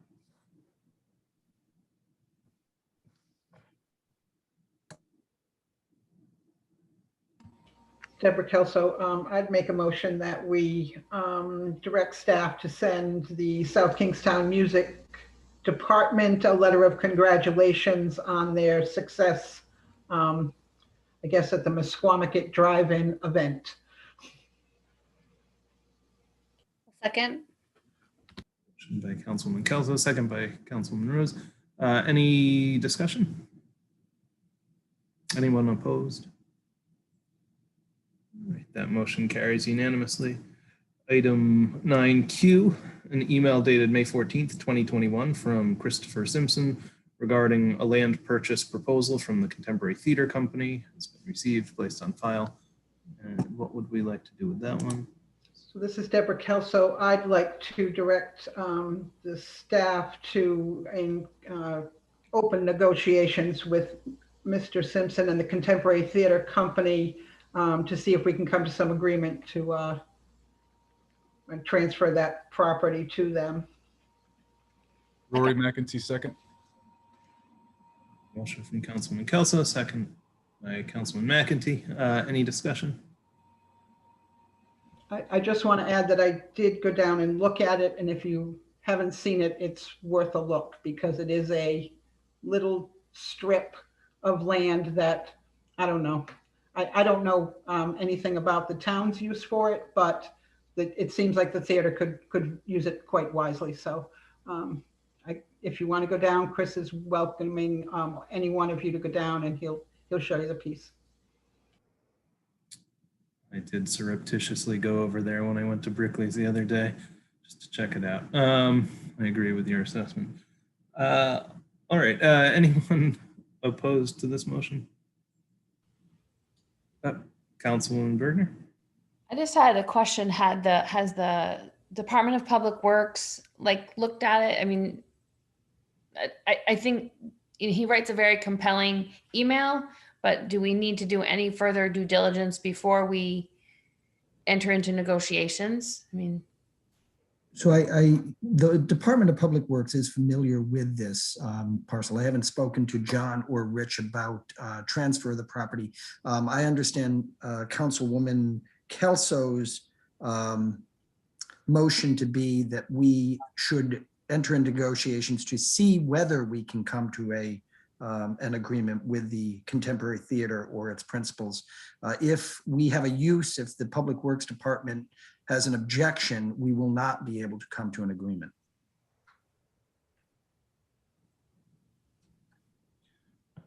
That's correct. The due diligence. That assessment of my motion is correct. All right, very good. Any further discussion? Right, is there anyone opposed? Motion carries unanimously. 9S, an email dated May 17th, 2021 from Councilwoman Bergner requesting reconsideration of an email dated March 17th, 2021, proposing adoption of a resolution concerning the utilization of properties that have been donated to the town. That was tabled at the town council meeting on March 22nd, 2021. Councilwoman Bergner, why don't you sort of Yeah, I think it's not about restricting use. It's about honoring the donation. It is about honoring the wishes when you look at people who donate to the town. If we then decide that something is obsolete and we don't need it any longer, we could use it for whatever we wanted. For example, you know, the hospital land swap, they're going to give us acres in West Kingston and we decide, well, we don't really need that, so we want to do something else with it. That wasn't the intention. Now, that might be an example that doesn't actually work in this situation, but I'm just saying that we create a dynamic where no one will want to donate land and put, if we can then just decide it doesn't suit us any longer. And I'm talking about there are buildings and there's land. And so you're making a value statement by not supporting the resolution. And the resolution has been stated to be aspirational and non-binding, but it's a statement of our values as a community. So I bring it forward again. Thank you. Further discussion? Or do I hear a motion?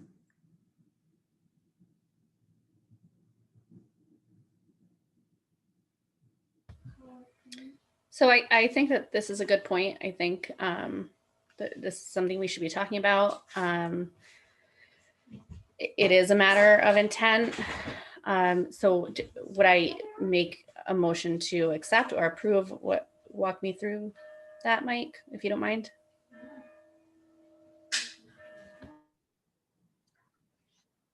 So you could simply state that, you know, you are seconding a motion. Well, we don't really have a resolution in front of us other than, you know, Deb is asking that we adopt a resolution. So Deb, let me ask you, Deb, are you looking for a formal document that you'd like to see drafted, say, by my office, or is it just a simple statement that you want to make? No, it's in there. I had drafted a resolution that we discussed. I'm sorry, the attached. Okay, Yeah. there you go. All right. So the motion would be to approve new business item S. And it could be communications. I'm sorry, communications item S. It could be that simple. Okay, so moved. I'll second for discussion. Mike, I got a few questions for you. Sure. So passing this resolution just kind of speaks to the intent of the council as it relates to, you know, real property that's gifted or transferred or conveyed to the town somehow with restrictions on it, restrictive covenants. That's exactly what it does. And I will tell you also that a future council does not have to follow it. So it's a statement by this council that at this time, you basically don't want to take advantage of state law that would allow you to ignore such restrictions. It's simply a statement that you will honor them until you decide not to, really.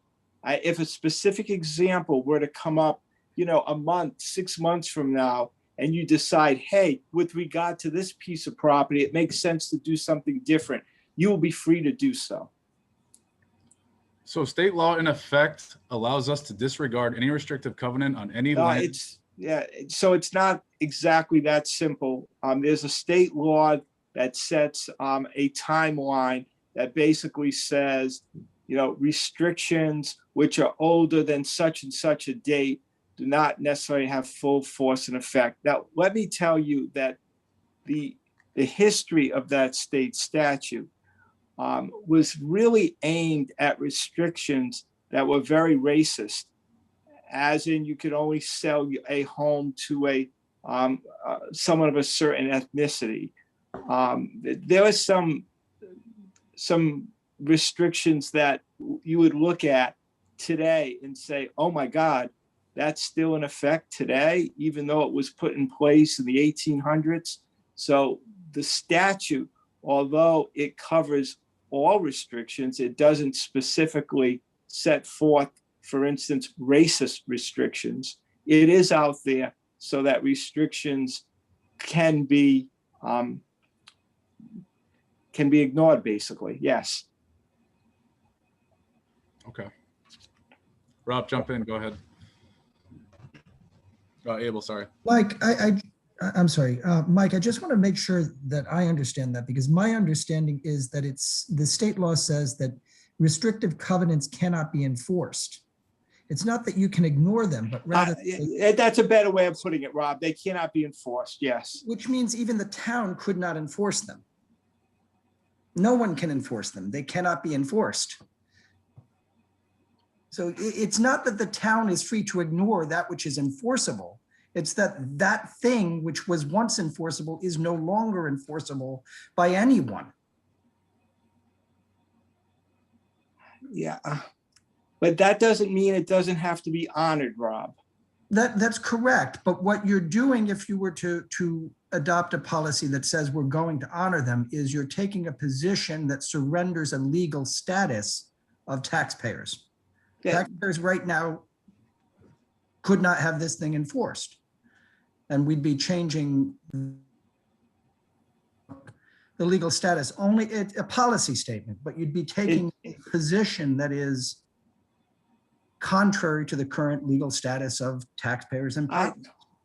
I think, Rob, that it's an issue of whether or not a council desires to or desires not to enforce. And you're right. It's purely a policy statement. It's a resolution. It has no binding effect on anyone other than the individuals here this evening, and it could be changed next week by these same individuals. So I agree with that.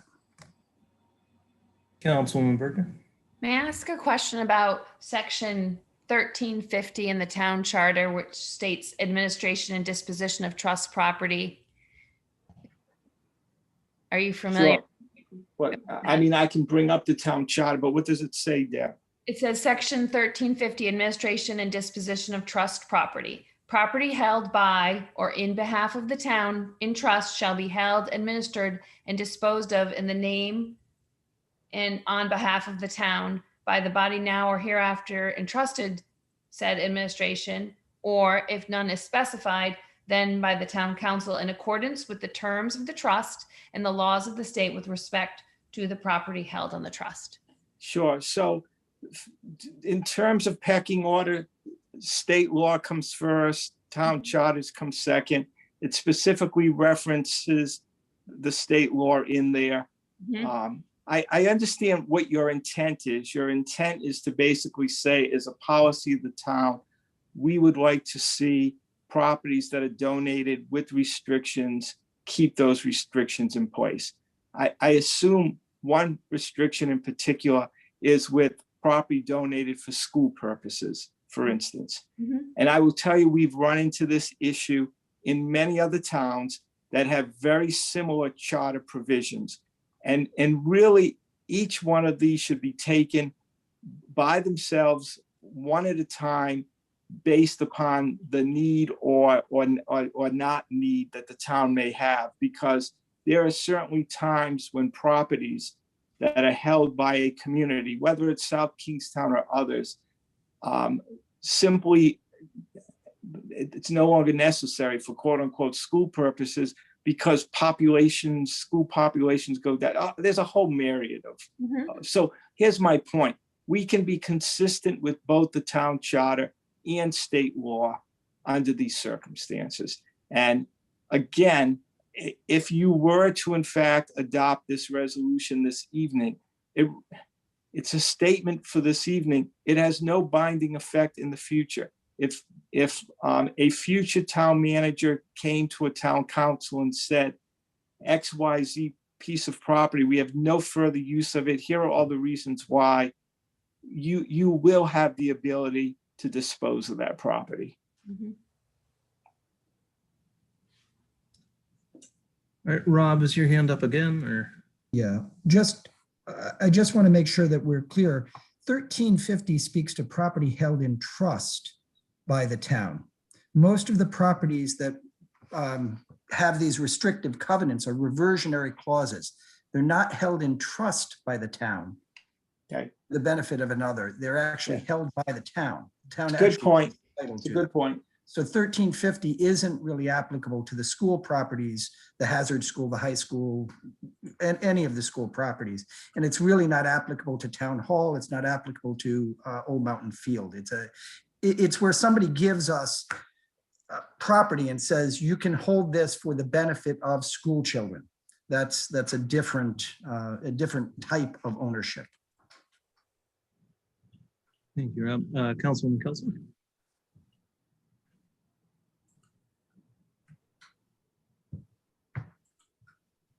You're muted. Sorry, during our goals and objectives sorting out, and I think we spoke to what our values are as far as cultural resources. I think it's already there. I don't see the need for the resolution because this council made clear in our goals that we respect and want to protect those cultural resources. And the next council may change those goals. But our goals, which is what this resolution says, is that we respect and honor those cultural resources in town and want to preserve them. And we made that clear in our goals and objectives. Thank you. Similar to that, I think that one way or the other, it's not hugely meaningful. Passing the resolution, I would, I think, vote against it at this point because I think we already place a premium on our historic buildings and the land that the town has been given. But what it really seems to do to me is just give an easy out to elected officials who are charged with, doing their best to determine what makes the most sense for the community now that elected us. We're governed for the living. We govern for the benefit of the people of the town currently, not for people who lived 100 years ago and gave land to the town for one reason or another. The fact that these covenants aren't as odious as, say, racism doesn't mean that they're good restrictions by any means. It's up to the people who live in the community now to determine what's going to be the best use of that property. If you want to take it to extremes, you can, do game theory with this and think, if we went back in time 100 years ago to speak to the Hazard family, for instance, and we said, well, thank you so much for the use of that land. It was great. We used it for this school for this amount of time. We educated all these students. It was fantastic. But it turns out now that that property is no longer the best property for maintaining a school on. We really don't need it for the population we have. I think you could make a pretty good argument that that person would then say, oh, okay, glad you don't need it for that anymore. Hopefully you can make the best use out of it for the town that's possible. I mean, we really are getting into the weeds when we start talking about governing by thinking about the intents of 100 years ago. And if the state law gives us the power and authority to make these determinations ourselves, and we have that responsibility as elected officials, then we should maintain that responsibility and not just say, no, we don't need to worry about that because somebody 100 years ago determined that.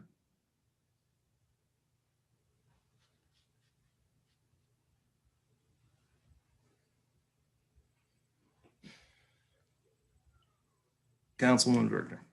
Yep, So I'll just remind you all that when we did discuss this resolution a couple of months ago, Richard Youngkin came in and supported it as well. This is about the values that we hold, and when we talk about the vibe of South Kingstown, honoring the things that identify our sense of place, whether it's the Village Green or the library or the town hall, whatever those things are. And they make the town feel like our town and give it its identity. So you can vote however you choose.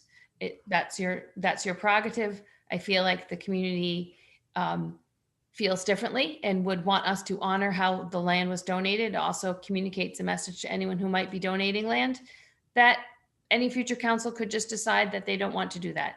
Just because the state law says we can do X doesn't mean that South Kingstown residents want us to do X. So we can move on from this. This is a value statement. We can vote it up or down and move on. So thanks. Any further discussion? Seeing none, let's take the roll.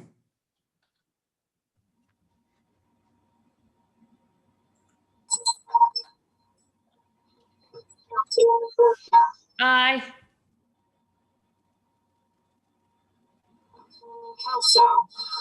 Nay.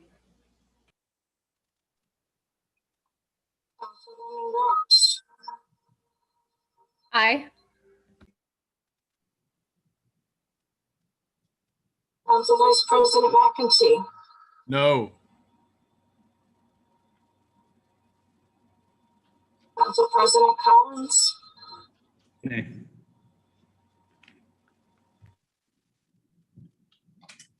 The motion fails 3-2.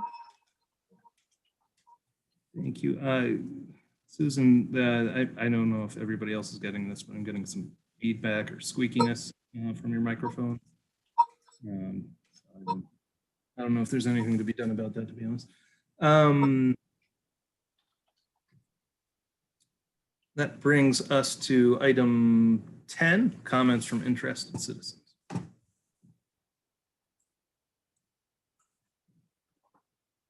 If there's anyone who would like to speak, please raise your hand. I'll call on you in order that hands are raised. If you're on your phone, you can hit *9 to raise your hand and then *6 to unmute yourself. Greg Sweet.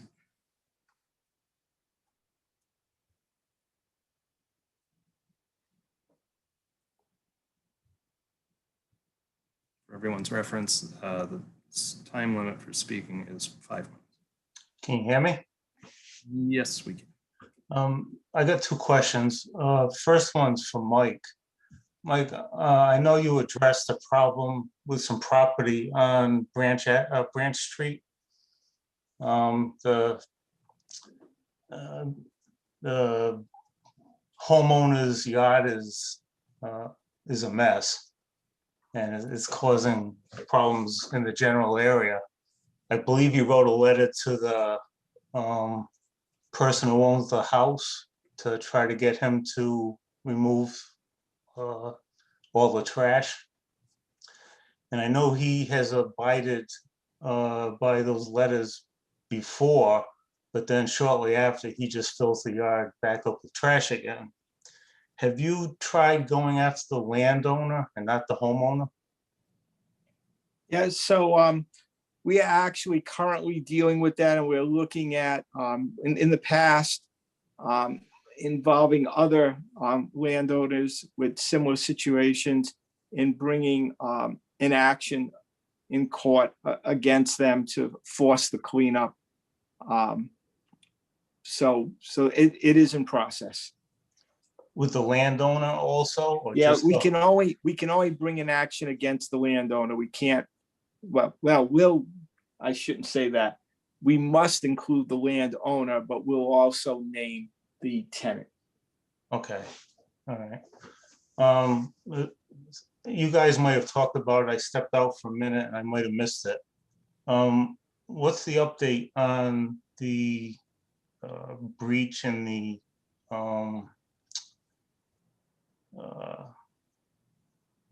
the school's drawing a blank here.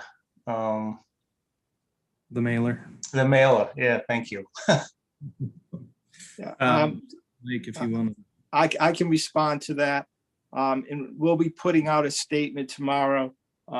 Basically, the investigation continues. We do not yet have an answer to the question of who provided the mailer. However, we are going to seek enforcement action from the Washington County Superior Court to assist us in getting the answers that we are seeking. That action will be filed most likely by the end of the week or the beginning of next week. All right, so I'm assuming you're not getting responses then to your subpoenas? That would be correct, yes. Okay. Thank you very much. Great. Next, Nicole Solis.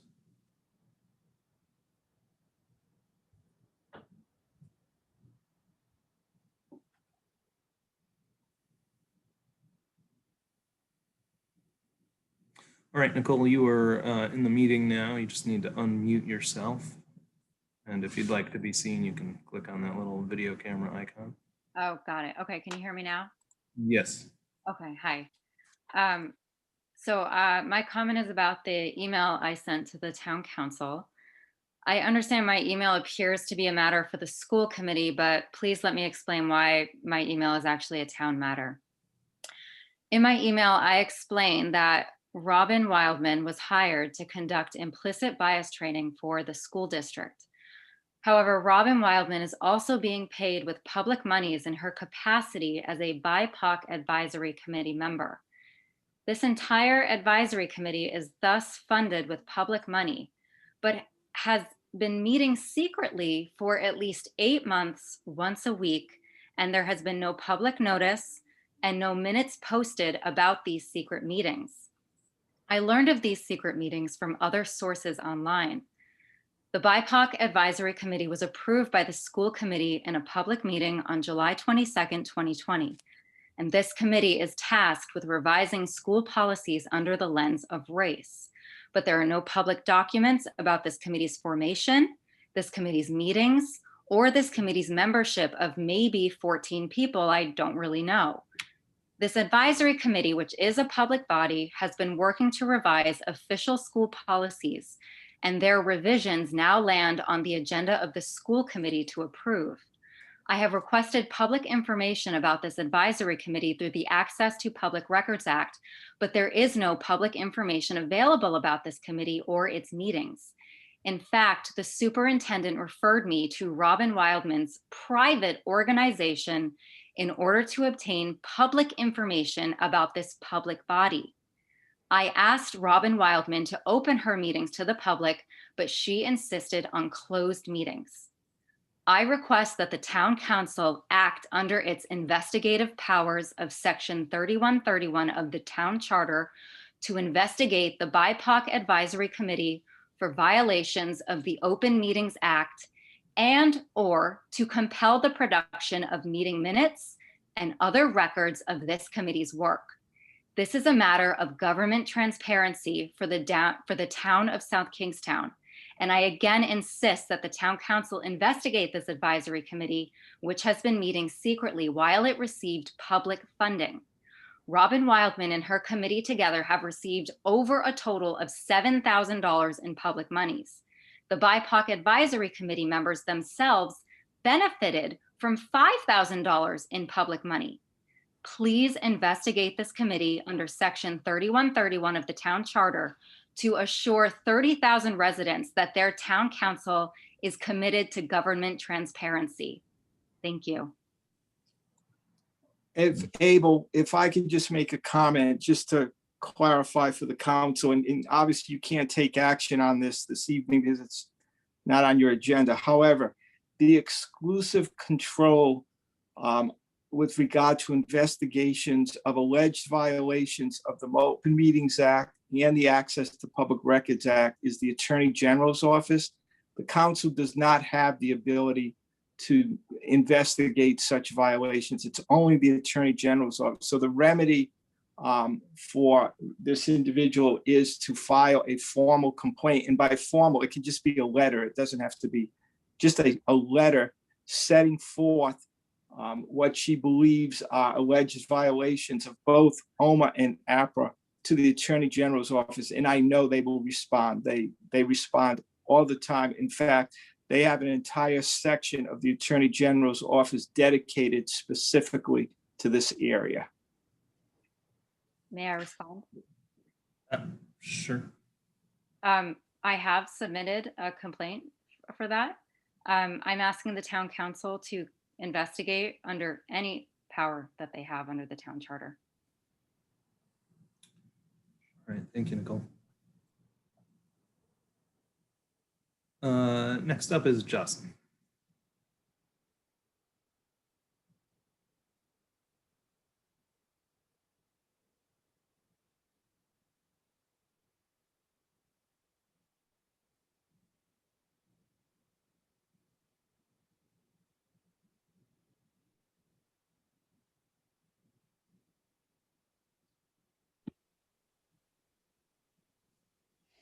You are good to go, Jocelyn.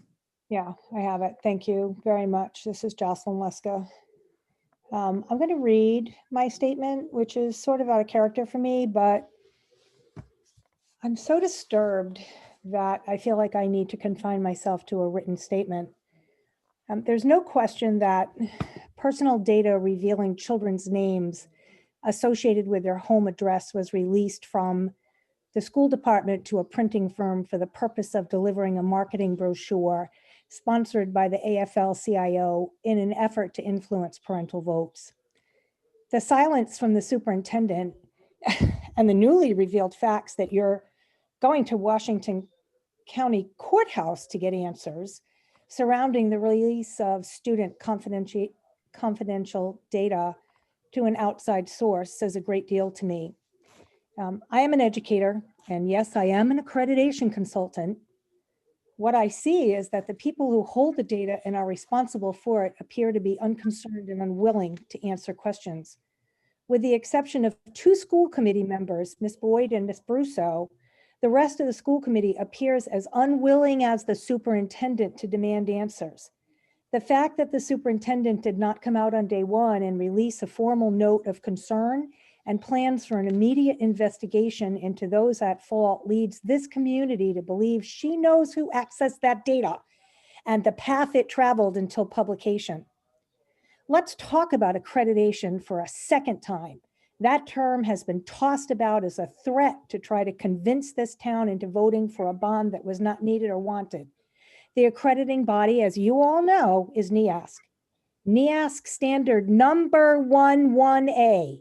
The first and most important standard, the school community provides a safe learning culture. Here's one sentence from that section. Schools are privy to a great deal of personal and sensitive information, and all school personnel need to be conscious of the importance of respecting confidentiality. Trust in schools is largely dependent on the appropriate preservation of confidentiality. And schools should include training for both faculty and students around the exercise of appropriate confidentiality, end quote.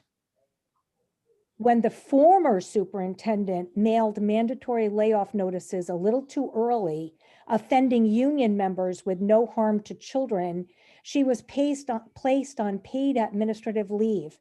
An interim superintendent was hired, and a very expensive investigation was carried out with absolutely no findings of fault. There is a cloud of distrust and suspicion around the current superintendent at this time, in part due to her act of silently protecting either herself or others at the expense of children's security. And she needs to be placed on leave until an investigation of the data breach is completed and the individuals responsible appropriately sanctioned up to and including termination. Failure to do so is reflective of the school committee's inadequacy of managing their duties, which are clearly defined in section 4820 of the town charter. I would respectfully state that it may be suggestive of your inadequacy to manage a department under your purview. You have been charged with the investigation. You are the only body that has subpoena powers. You are exercising those subpoena powers, and you have the privilege of making a recommendation to the school committee, a school committee that may in fact be implicated in this matter.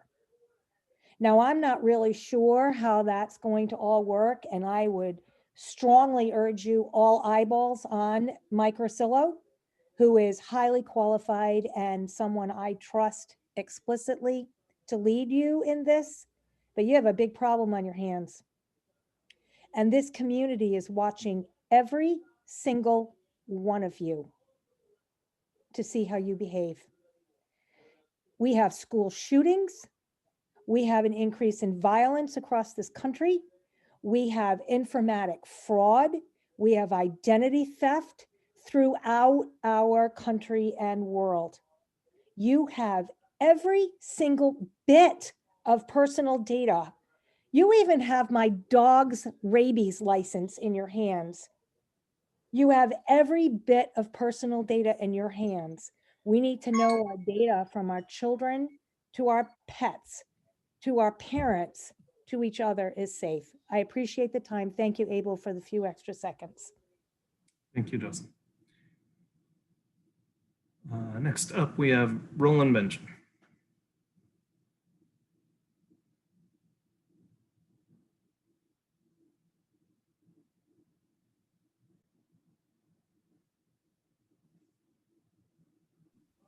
Hi, how are you? Roland Benjamin here. I want to also address the mailer in a broader sense.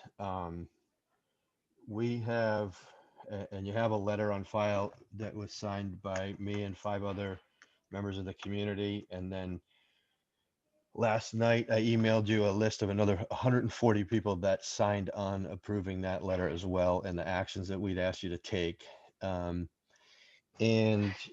The biggest concern I have is really we have an abuse of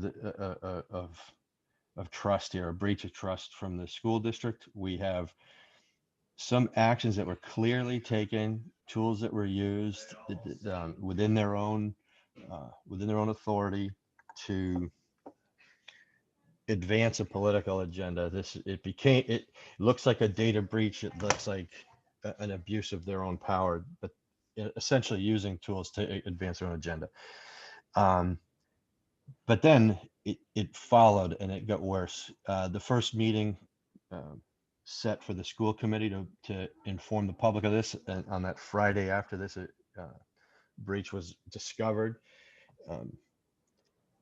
an item allowing the school committee to specifically discuss that was avoided, and they held it in executive session, some meetings, some discussions about it, an investigation, and then some legal advice. It basically was protecting all those involved from disclosing anything. So we're looking at, again, using a tool available to you, which is executive session, to have uncomfortable conversations that at this point really need to be happening in public. So that's the second thing. Now, here again, we're looking at an investigation done by town solicitor into the legality of what's happened, but this is broader than legality. This is in that area that has to do with the trust in the community, and the simple steps that were taken to not only take this data and use it for political gain, but then also cover it up by avoiding any opportunity to discuss in public.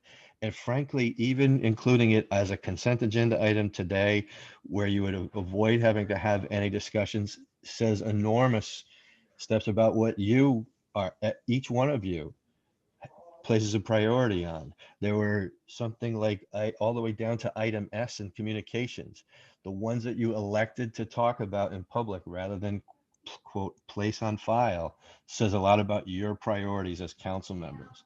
And leaving this one in the quote circular file with 140 people is I gotta say, a little bit of a slap in the face to the community that just has been watching this very closely. So that's all I have. Thank you.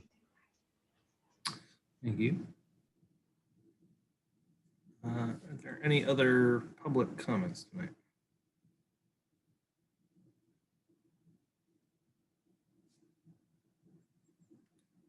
Very good. Any council members wish to make comments?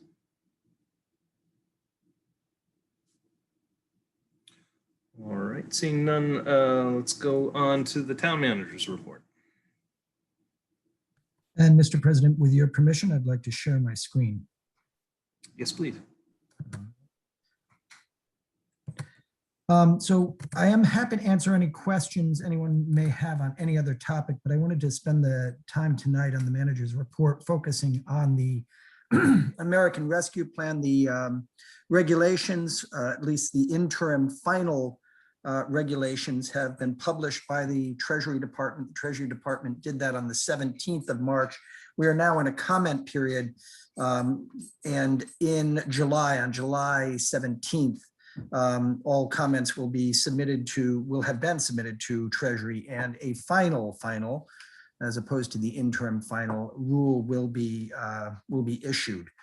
So there is an opportunity for this to make some changes, to have some changes happen over the course of the next couple of months, but we have a pretty good handle now on what's going to be allowed under the rescue plan. So I wanted to, one, give the council an overview and the public an overview of what we're going to be able to do as a community, what communities across the country are going to be able to do. And I also wanted to put a proposed schedule before the council and sort of explain what we think makes sense as far as deciding how these monies ought to be allocated. This is, in my view, an extension of the budgeting process, and the council and the public ought to be involved in making those decisions. The Treasury regulations specifically call out the need for transparency and public participation. So doing something akin to our budget process makes sense to me. Just a broad overview. The box in the red dotted line is the portion of the American Rescue Plan that we're talking about here tonight.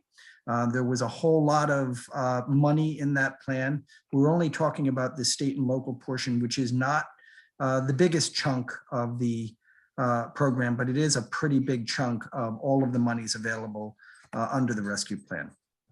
Who does the rescue plan benefit? This is a graphic, and this slide deck is available for the public as part of tonight's agenda. So I'm not going to sit here and read through the graphic, but there's a lot of communities that are benefiting from the rescue plan, and the local governments across the country are one of those, one of the recipients of the program. Here locally, what we're expecting direct, that is pass-through monies that will come to the state of Rhode Island that must be passed through to the municipality.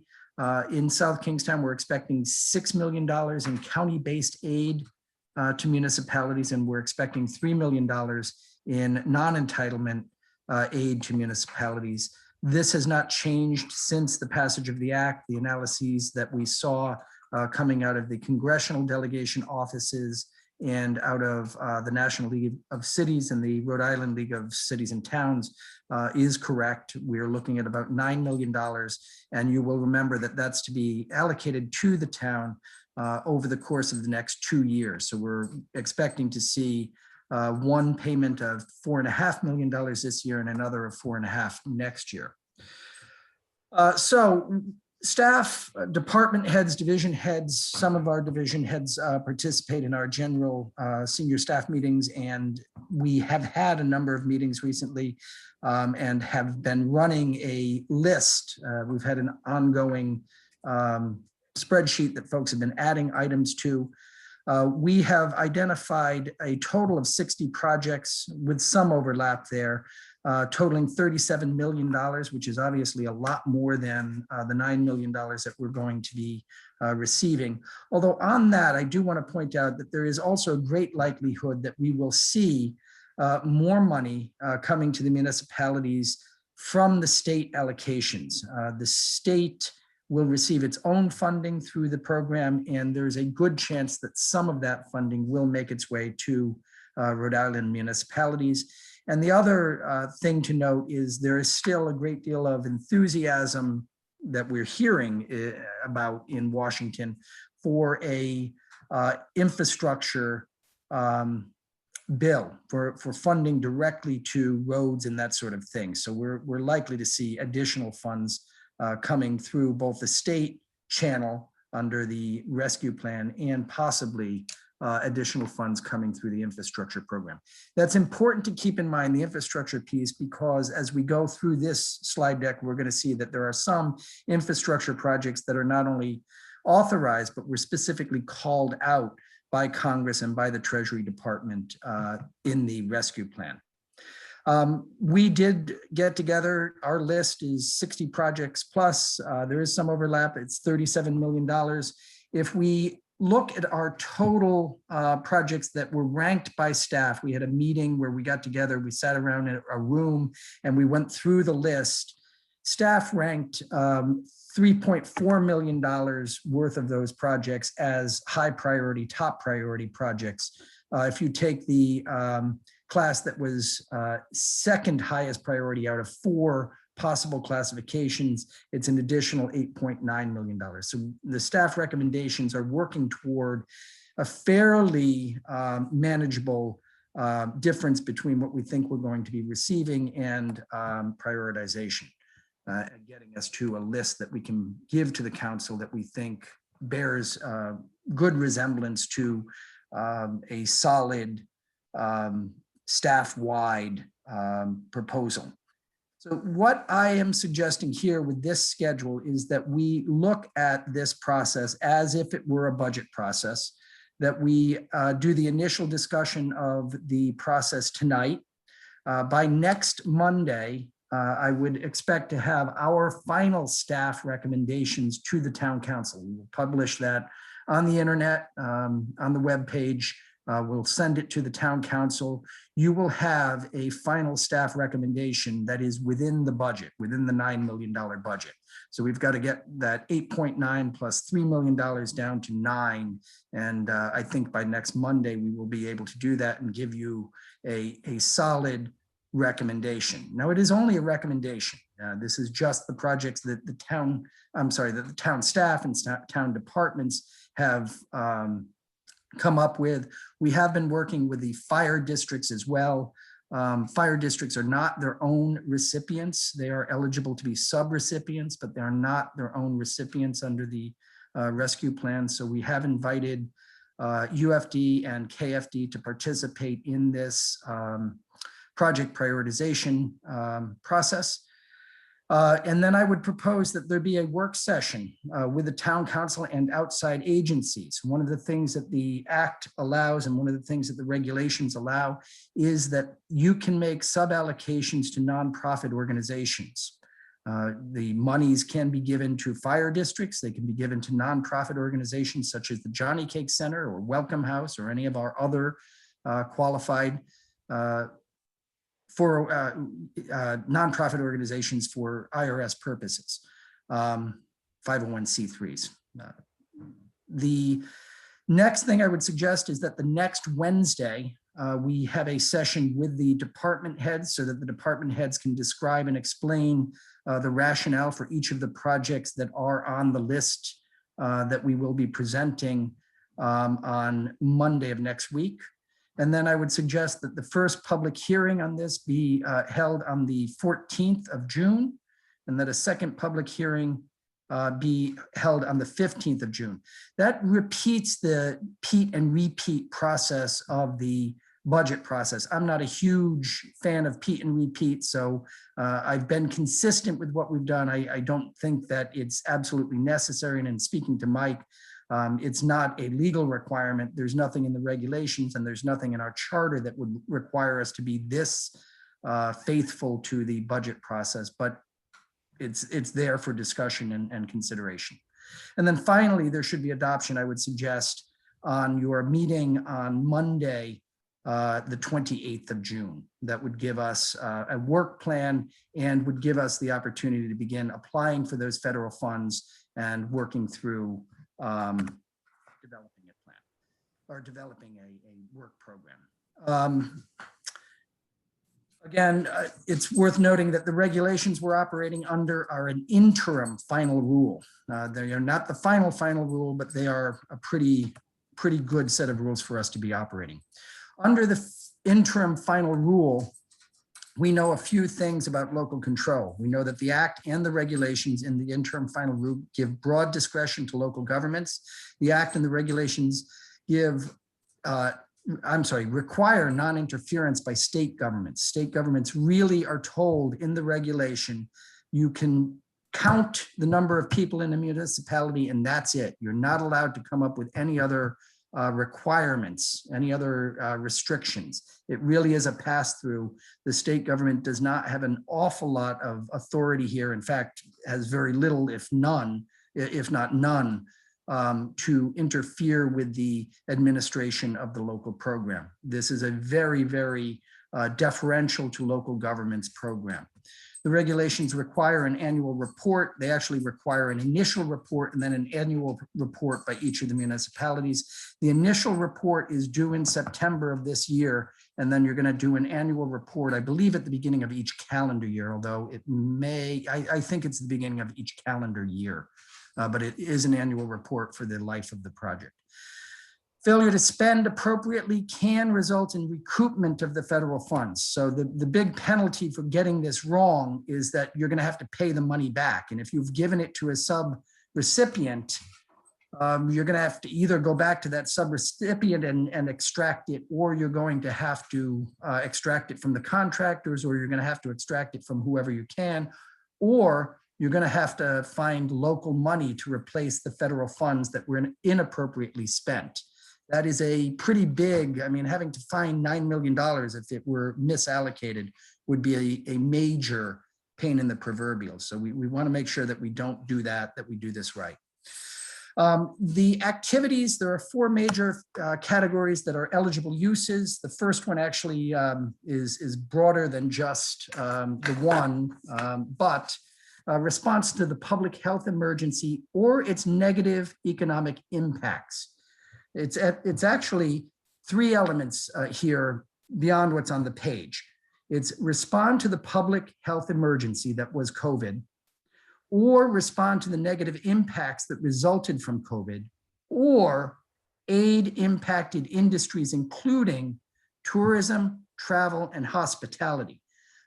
That's the way the regulation reads. They're spelled out here in a slightly different way, and I think I would have preferred to have done it the other way, but this is how they are on the page.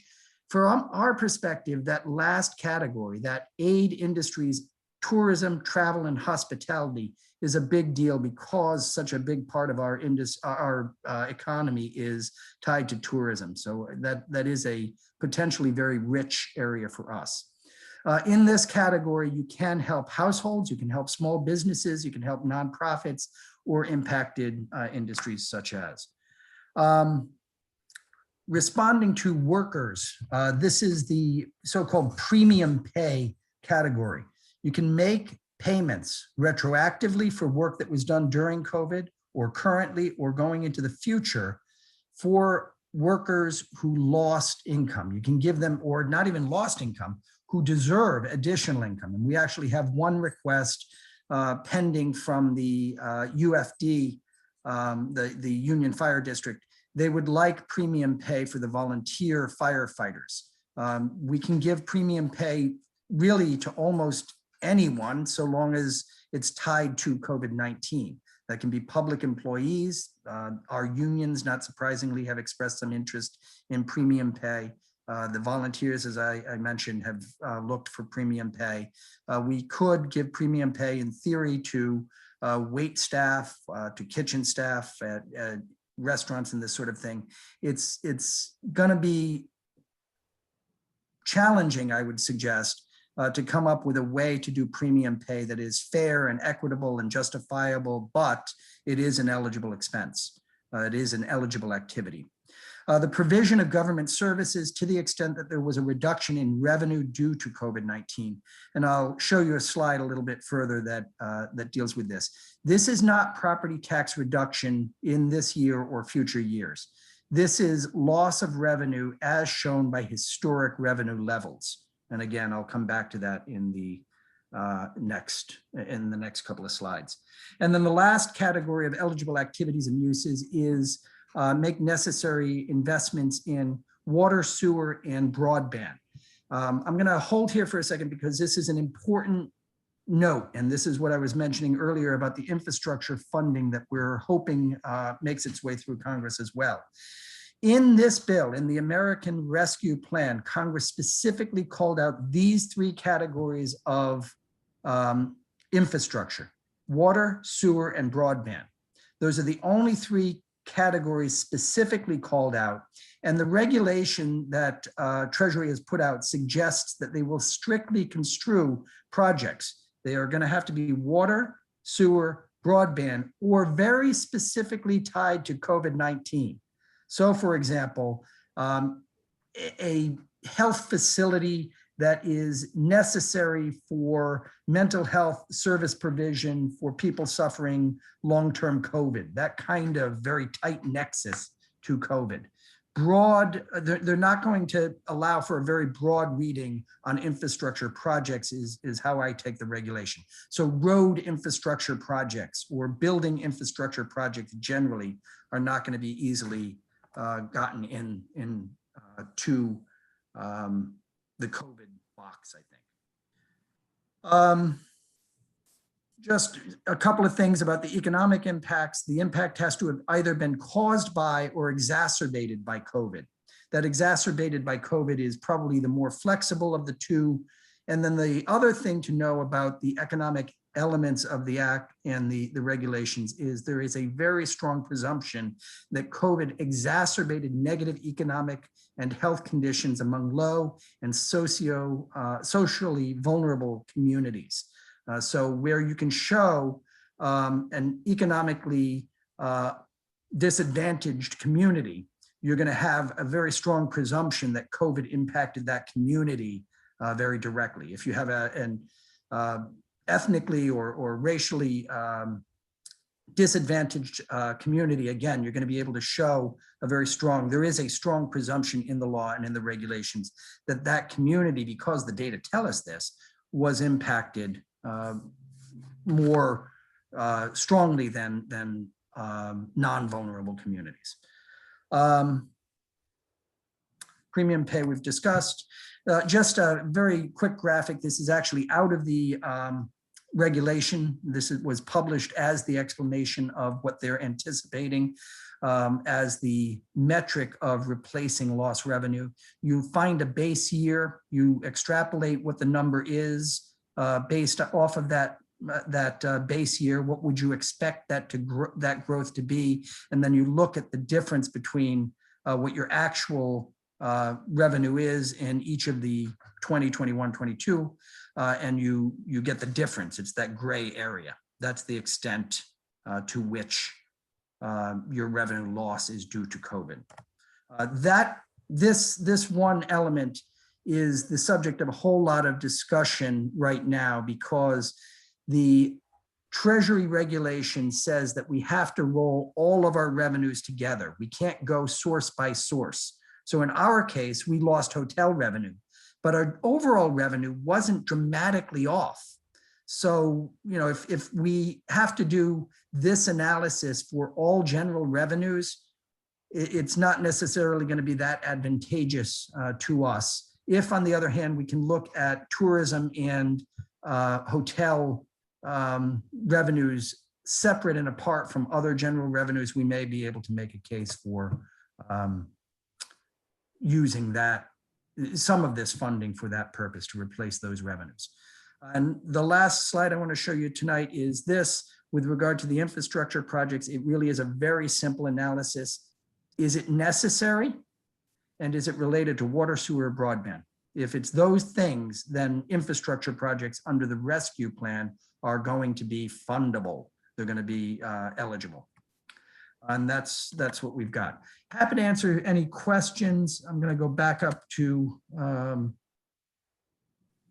the proposed schedule, and I'm happy to sort of take comments about this schedule in particular, because we really want to start moving. That interim report, I'm sorry, that first report is a September report. We need to start making some moves toward a plan for spending these dollars. All right. Thank you, Rob.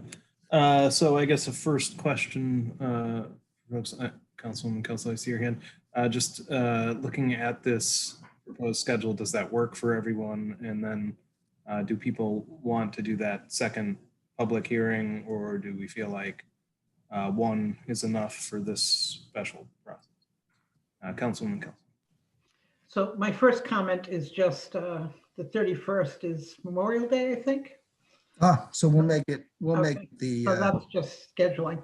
I am sorry to say the 8th and the 9th is not something that works for me. I have a scheduling conflict that week.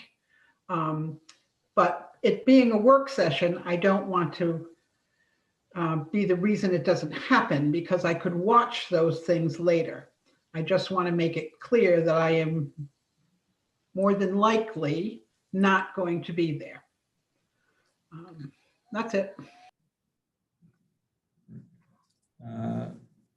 Councilwoman Bergner. Just a little, it's a very compressed schedule. So I'm trying to figure out a few things myself. Does it have to be all crushed into June? It's literally June, the entire month. Yeah. So my thinking is that if you don't crush it into June, then you get into July and August, which are tough months. Typically, the council only has one meeting in August.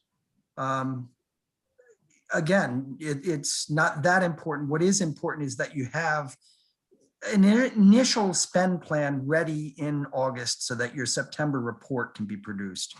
I think that you've got to have something in place in August. It doesn't have to be definitive. It doesn't have to be absolute, but it has to be pretty solid. You have to have your top, I don't know, top 3, top 10, top 15 projects. My other comment is I'm very committed to having a lot of public involvement in this. This is a lot of money to be spent, and I want to have the community really weigh in. So I don't think, I just don't know how to get the community to engage. I know that I forwarded an extensive list that somebody had sent me about some improvements on the Saugatucket and flowers and clearing the brush and making it more attractive. I mean, there's a lot of public interest in participating. So I don't know how to do that, but I also feel like the schedule is pretty busy. I don't know if I can do some of those. So part of the reason for the second hearing was just that, the idea that, more public participation is better. I will say that the Treasury regulation, again, specifically calls out the need for public participation. I think that a process that includes at least as much public participation as your general budget process will be looked upon by the federal grant maker favorably. I think that it'll be something that folks say, look, they've actually really elicited public comment.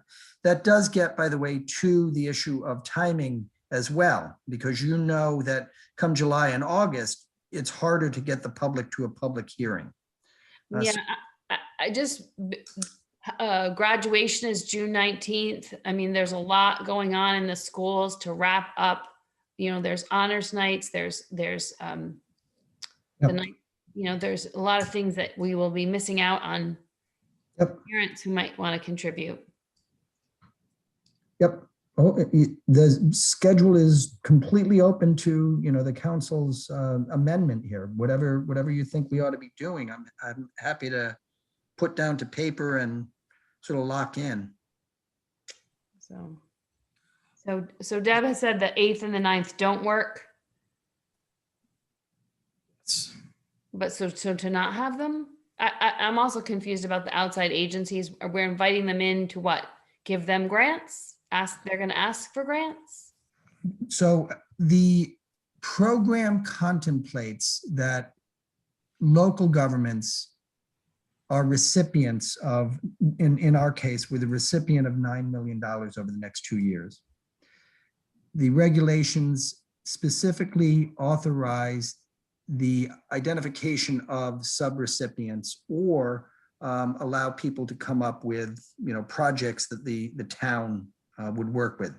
The outside agencies like the Johnny Cake Center, like the UFD, the KFD, like Welcome House, like the Public Housing Authority, if you don't have those conversations with them in a work session, I don't know how you'd get their input in a meaningful way. The Public Housing Authority is a great example of an agency and a neighborhood where we're going to have the presumption of an exacerbation of economic impacts under the regulation. They'd have to be one of the agencies brought in for that work session, I think. Councilwoman Rose.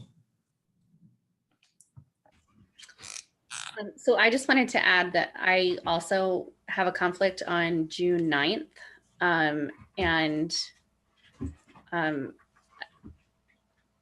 I do think it seems, a little bit too compacted. June is a super busy month. I can speak to being a parent of 2 kids in school who are wrapping up a school year.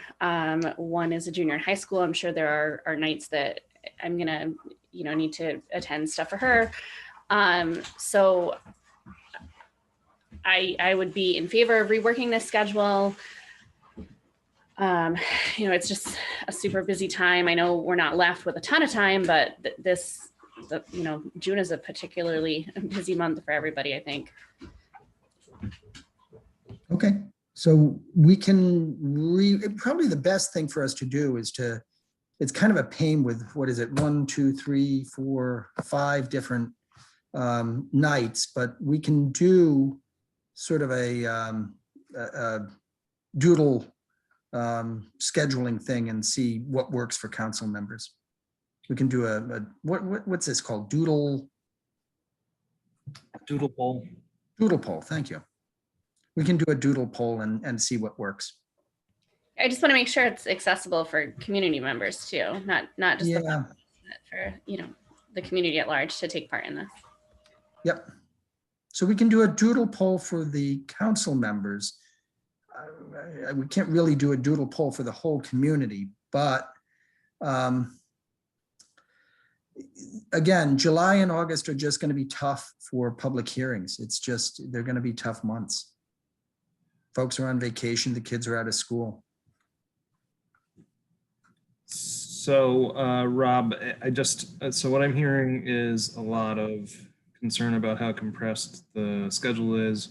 Why don't we at least push back the final adoption until the first meeting in July, the 12th. And then we can sort of work backwards from there in terms of good dates, maybe. Okay. That I can make that change, and that's at a regular meeting on Monday. So that's fine. And then we'll try to do a doodle poll for the other 4. And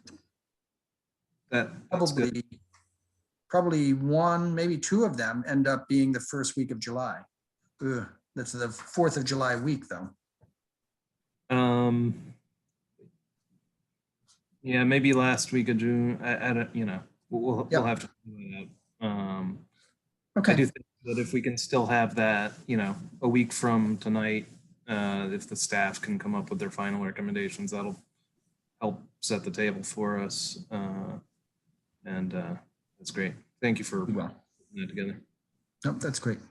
Good. So we'll send the final recommendation, the short list, if you will, probably this Friday now, because nobody's going to read it on Memorial Day.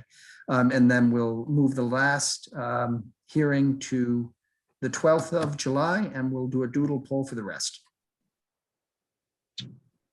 Councilman Bergen, did you have a? I did. So I'm just noticing that we're not using anything on the week of June 21st. Just curious. Like they're all they're the 8th and 9th is one week, the 13th is the following week, and then we skip a week. We'll make sure that the entire month is available in the doodle poll. So we'll find a nice level place there. Great. Thank you. Okay. All right. That brings us, that was the whole town manager's report. Yep. I would just ask Terry or Jamie, are there any other thoughts or ideas around planning for this thing? No, I think you've covered it all, Rob. There's a lot to consider, and you will need public input. So there's going to be a balance. It's going to be a formula of how you spread out the funding to have the greatest impact. And again, public comment's going to be critical to any decisions the council makes. So I would just echo what was stated tonight. Right. So that is the report. All right. Thank you. Other questions for the town manager before we move on with the agenda? Yep, sorry. So I just read the draft of the rescue plan, and there's part, I didn't know if Terry, when your part, it was complete, because it felt like you're talking about some new initiatives, and the gaming part doesn't, I don't know if you like left a sentence out or two. And then just a question about, do we ask questions now, or are we gonna wait until later? Because I just was kind of shocked at some of the. It might make sense. There was the initial spreadsheet that the council has seen, and there are some narratives that have been drafted. But again, the staff hasn't had the chance to sort of pare down its proposals. You'll get the entire list, but they've not really been prioritized yet. So it might make sense to hold off until the prioritized list comes in and we have an opportunity to do a work session. Because I was holding on to all the figures and adding as we went through, as I clicked through the document. Clearly it's more than. Yeah, it's a lot more. It's a lot of money right now. Other questions? I don't think we have any appointments tonight. So let's move to new business. 13B, a resolution recognizing the month of June as Pride Month in the town of South Kingstown, as shown on Exhibit 2 attached to the agenda. Rory McEntee, I'll make a motion to approve 13B. Jess Rose, I'll second. Motion from Councilman McEntee, second from Councilwoman Rose. Discussion? Is there anyone opposed?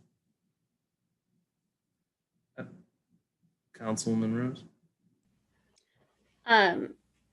Do we still have the flag that we had put up last year? We make sure that gets put up June 1st? Actually, we borrowed our flag last year. We'd have to borrow a flag again this year. We don't have a town-owned pride flag. We can buy one, but it's short notice again. We may have to borrow one. Thank you. Any other discussion? All right, anyone opposed? All right, that motion carries unanimously. 13C is a resolution authorizing an award of bid to Horwitz Career Apparel of West Haven, Connecticut for the purchase of Blouser base layer uniform shirts per the unit pricing as submitted by bid on May 14th, 2021, including a tiered discount for bulk orders. Unit pricing to be held through June 30th, 2022, with the option to extend one additional year through June 30th, 2023, inclusive, if mutually agreeable to both parties, and as further described in a memo from the police chief to the town manager dated May 17th. Rory McEntee, I'll make a motion to approve 13C. Second. Motion by Councilman McEntee, second by Councilwoman Rose. Any discussion? Anyone opposed? That motion carries unanimously. 13D is a resolution authorizing an award of bid to South County Hand Car Wash and Detail of 130 Tower Hill Road, North Kingstown, for car washing services per the unit pricing as submitted by bid on May 14th, 2021. Unit pricing to be held through June 30th, 2022, with the option to extend one additional year through June 30th, 2023, inclusive, if mutually agreeable to both parties, and further described in a memo from the police chief to the town manager dated May 17th.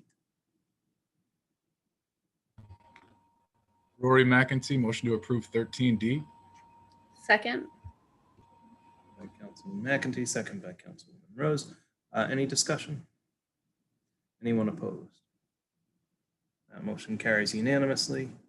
13E, a resolution authorizing an award of bid to Capital Uniform and Supply of Crossroad, Waterford, Connecticut, for the purchase of Honor Guard uniforms per unit pricing as submitted by bid on May 14th. Unit pricing to be held through June 30th, 2022, with the option to extend for one additional year through June 30th, 2023, inclusive, if mutually agreeable to both parties, and further described in a memo from the police chief to the town manager dated May 14th.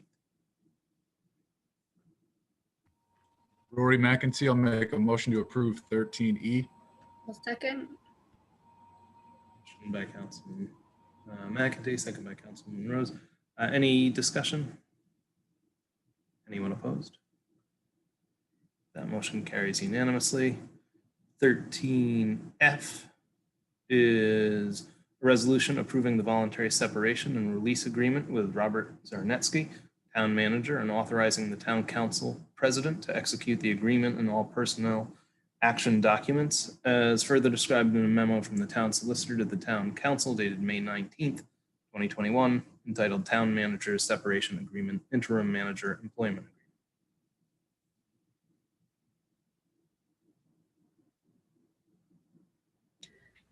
Make a motion to approve is 13F. Second. Motion by Councilwoman Rose, second by Councilwoman Bergner. Any discussion? Is there anyone opposed? All right, that motion carries unanimously. 13G is a resolution approving the employment agreement with Teresa Murphy as interim town manager and authorizing the town council president to execute the agreement and all personnel action documents as further described in a memorandum from the town solicitor for the town council dated May 19th, 2021, and entitled Town Manager's Separation Agreement, Interim Manager Employment Agreement. Abel, that's just a mistake on the agenda. That should be employment agreement with that should just be the interim manager employment agreement. It shouldn't have that language, town manager separation agreement. Right. It seems like, yeah, the same language was included there at the end of both of those. Yeah. Anyway, I think we got the idea. Do I hear a motion? Make a motion to approve 13G. Second. Motion by Councilwoman Rose, second by Councilwoman Bergner. Discussion? Is there anyone opposed? That motion carries unanimously.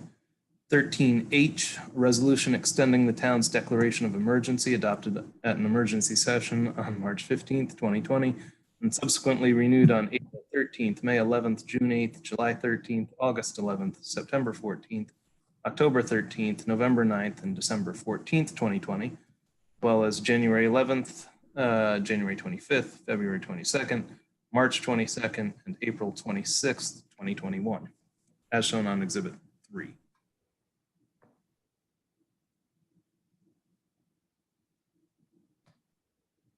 So we have been, as you can tell by this resolution, habitually renewing this.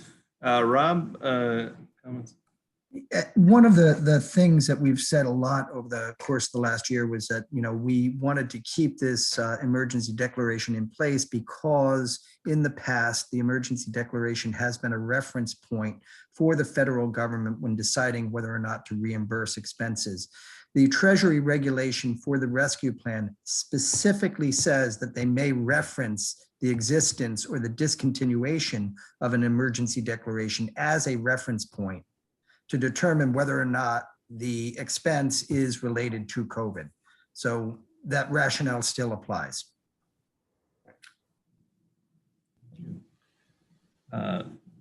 Good. Rory McEntee, I'll make a motion to approve 13H. Deborah Kelso, second. Motion by Councilman McEntee, second by Councilwoman Kelso. Discussion. Oh, or not. If there's no discussion, is there anyone opposed to this motion?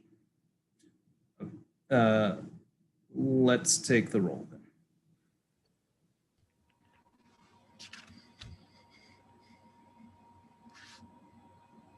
Councilwoman Bergner, Nay.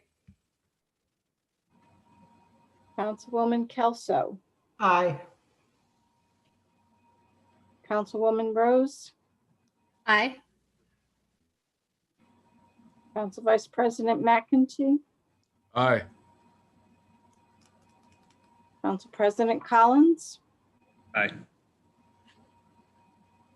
The motion carries 4-1. Thank you. Item I is a resolution adopting Executive Order 2020-14, Third Amendment, extending COVID-19 related administrative leave to employees as shown on Exhibit 4. Make a motion Rory. to approve 13I. Second. Motion by Councilwoman Rose, second by Councilman McEntee. Discussion? Anyone opposed? All right, that motion carries unanimously. And that brings us to the end of tonight's agenda, public agenda, I should say. Item 14 is a closed executive session. We will be reconvening in public session after that, but you're by no means required to stick around. Thank you for being with us to this point. We'll see everybody over. Actually, Abel, someone actually needs to make that motion though, again, publicly. Yeah. So this is Deborah Kelso. We made the motion once, Mike. It's not. Why don't, so. I'm happy to do it again. Yeah, I'd appreciate it. Please make it again. There we go. I'll make a motion to move to a closed executive session pursuant to Rhode Island General Law 42465A2 to discuss matters pertaining to collective bargaining regarding the International Association of Firefighters, IAFF, Local 3365, AFL-CIO, pursuant to Rhode Island General Law 42465A2 to discuss matters pertaining to litigation, and pursuant to Rhode Island General Law 42465A9 relative to any hearings on or discussions of a grievance filed pursuant to collective bargaining agreement. I'll second. Motion by Councilman Kelso, second by Councilwoman Rose. Discussion? Is anyone opposed? All right, that motion carries unanimously, I believe. Maybe Councilwoman Bergner may have already gone into closed executive session, so we'll see her there.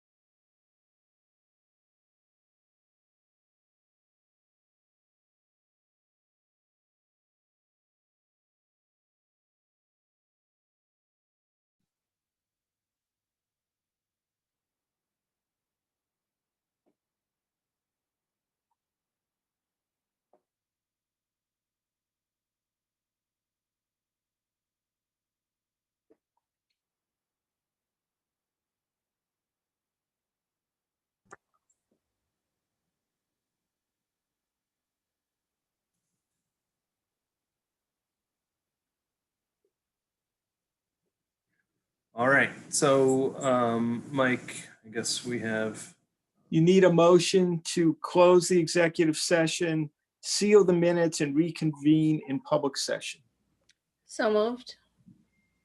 Second. Second. motion by Councilman Rose, second by Councilwoman Kelso. Any discussion? Anyone opposed? All right, that motion carries unanimously. The minutes should reflect that during closed executive session, the council voted unanimously to approve the collective bargaining agreement with the International Association of Firefighters, Local 3365. So that should just be in the open minutes. And now a motion to adjourn. We also took another I'm motion. sorry. Thank you, Abel. The council also took a vote on another motion pertaining to personnel. Good. Thank you, Mike. And I think that brings us to the end of the agenda. Do I hear a motion to adjourn? Motion to adjourn. Second. Motion by Councilman Bergner, second by Councilman McEntee. Any discussion?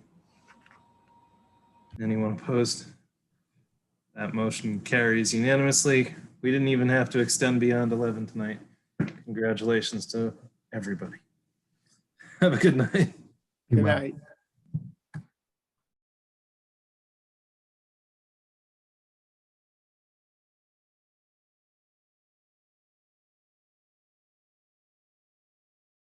Well, that's kind of funny that it announces that, huh? It's been doing that all night since. Yeah, I noticed that and I wasn't sure why.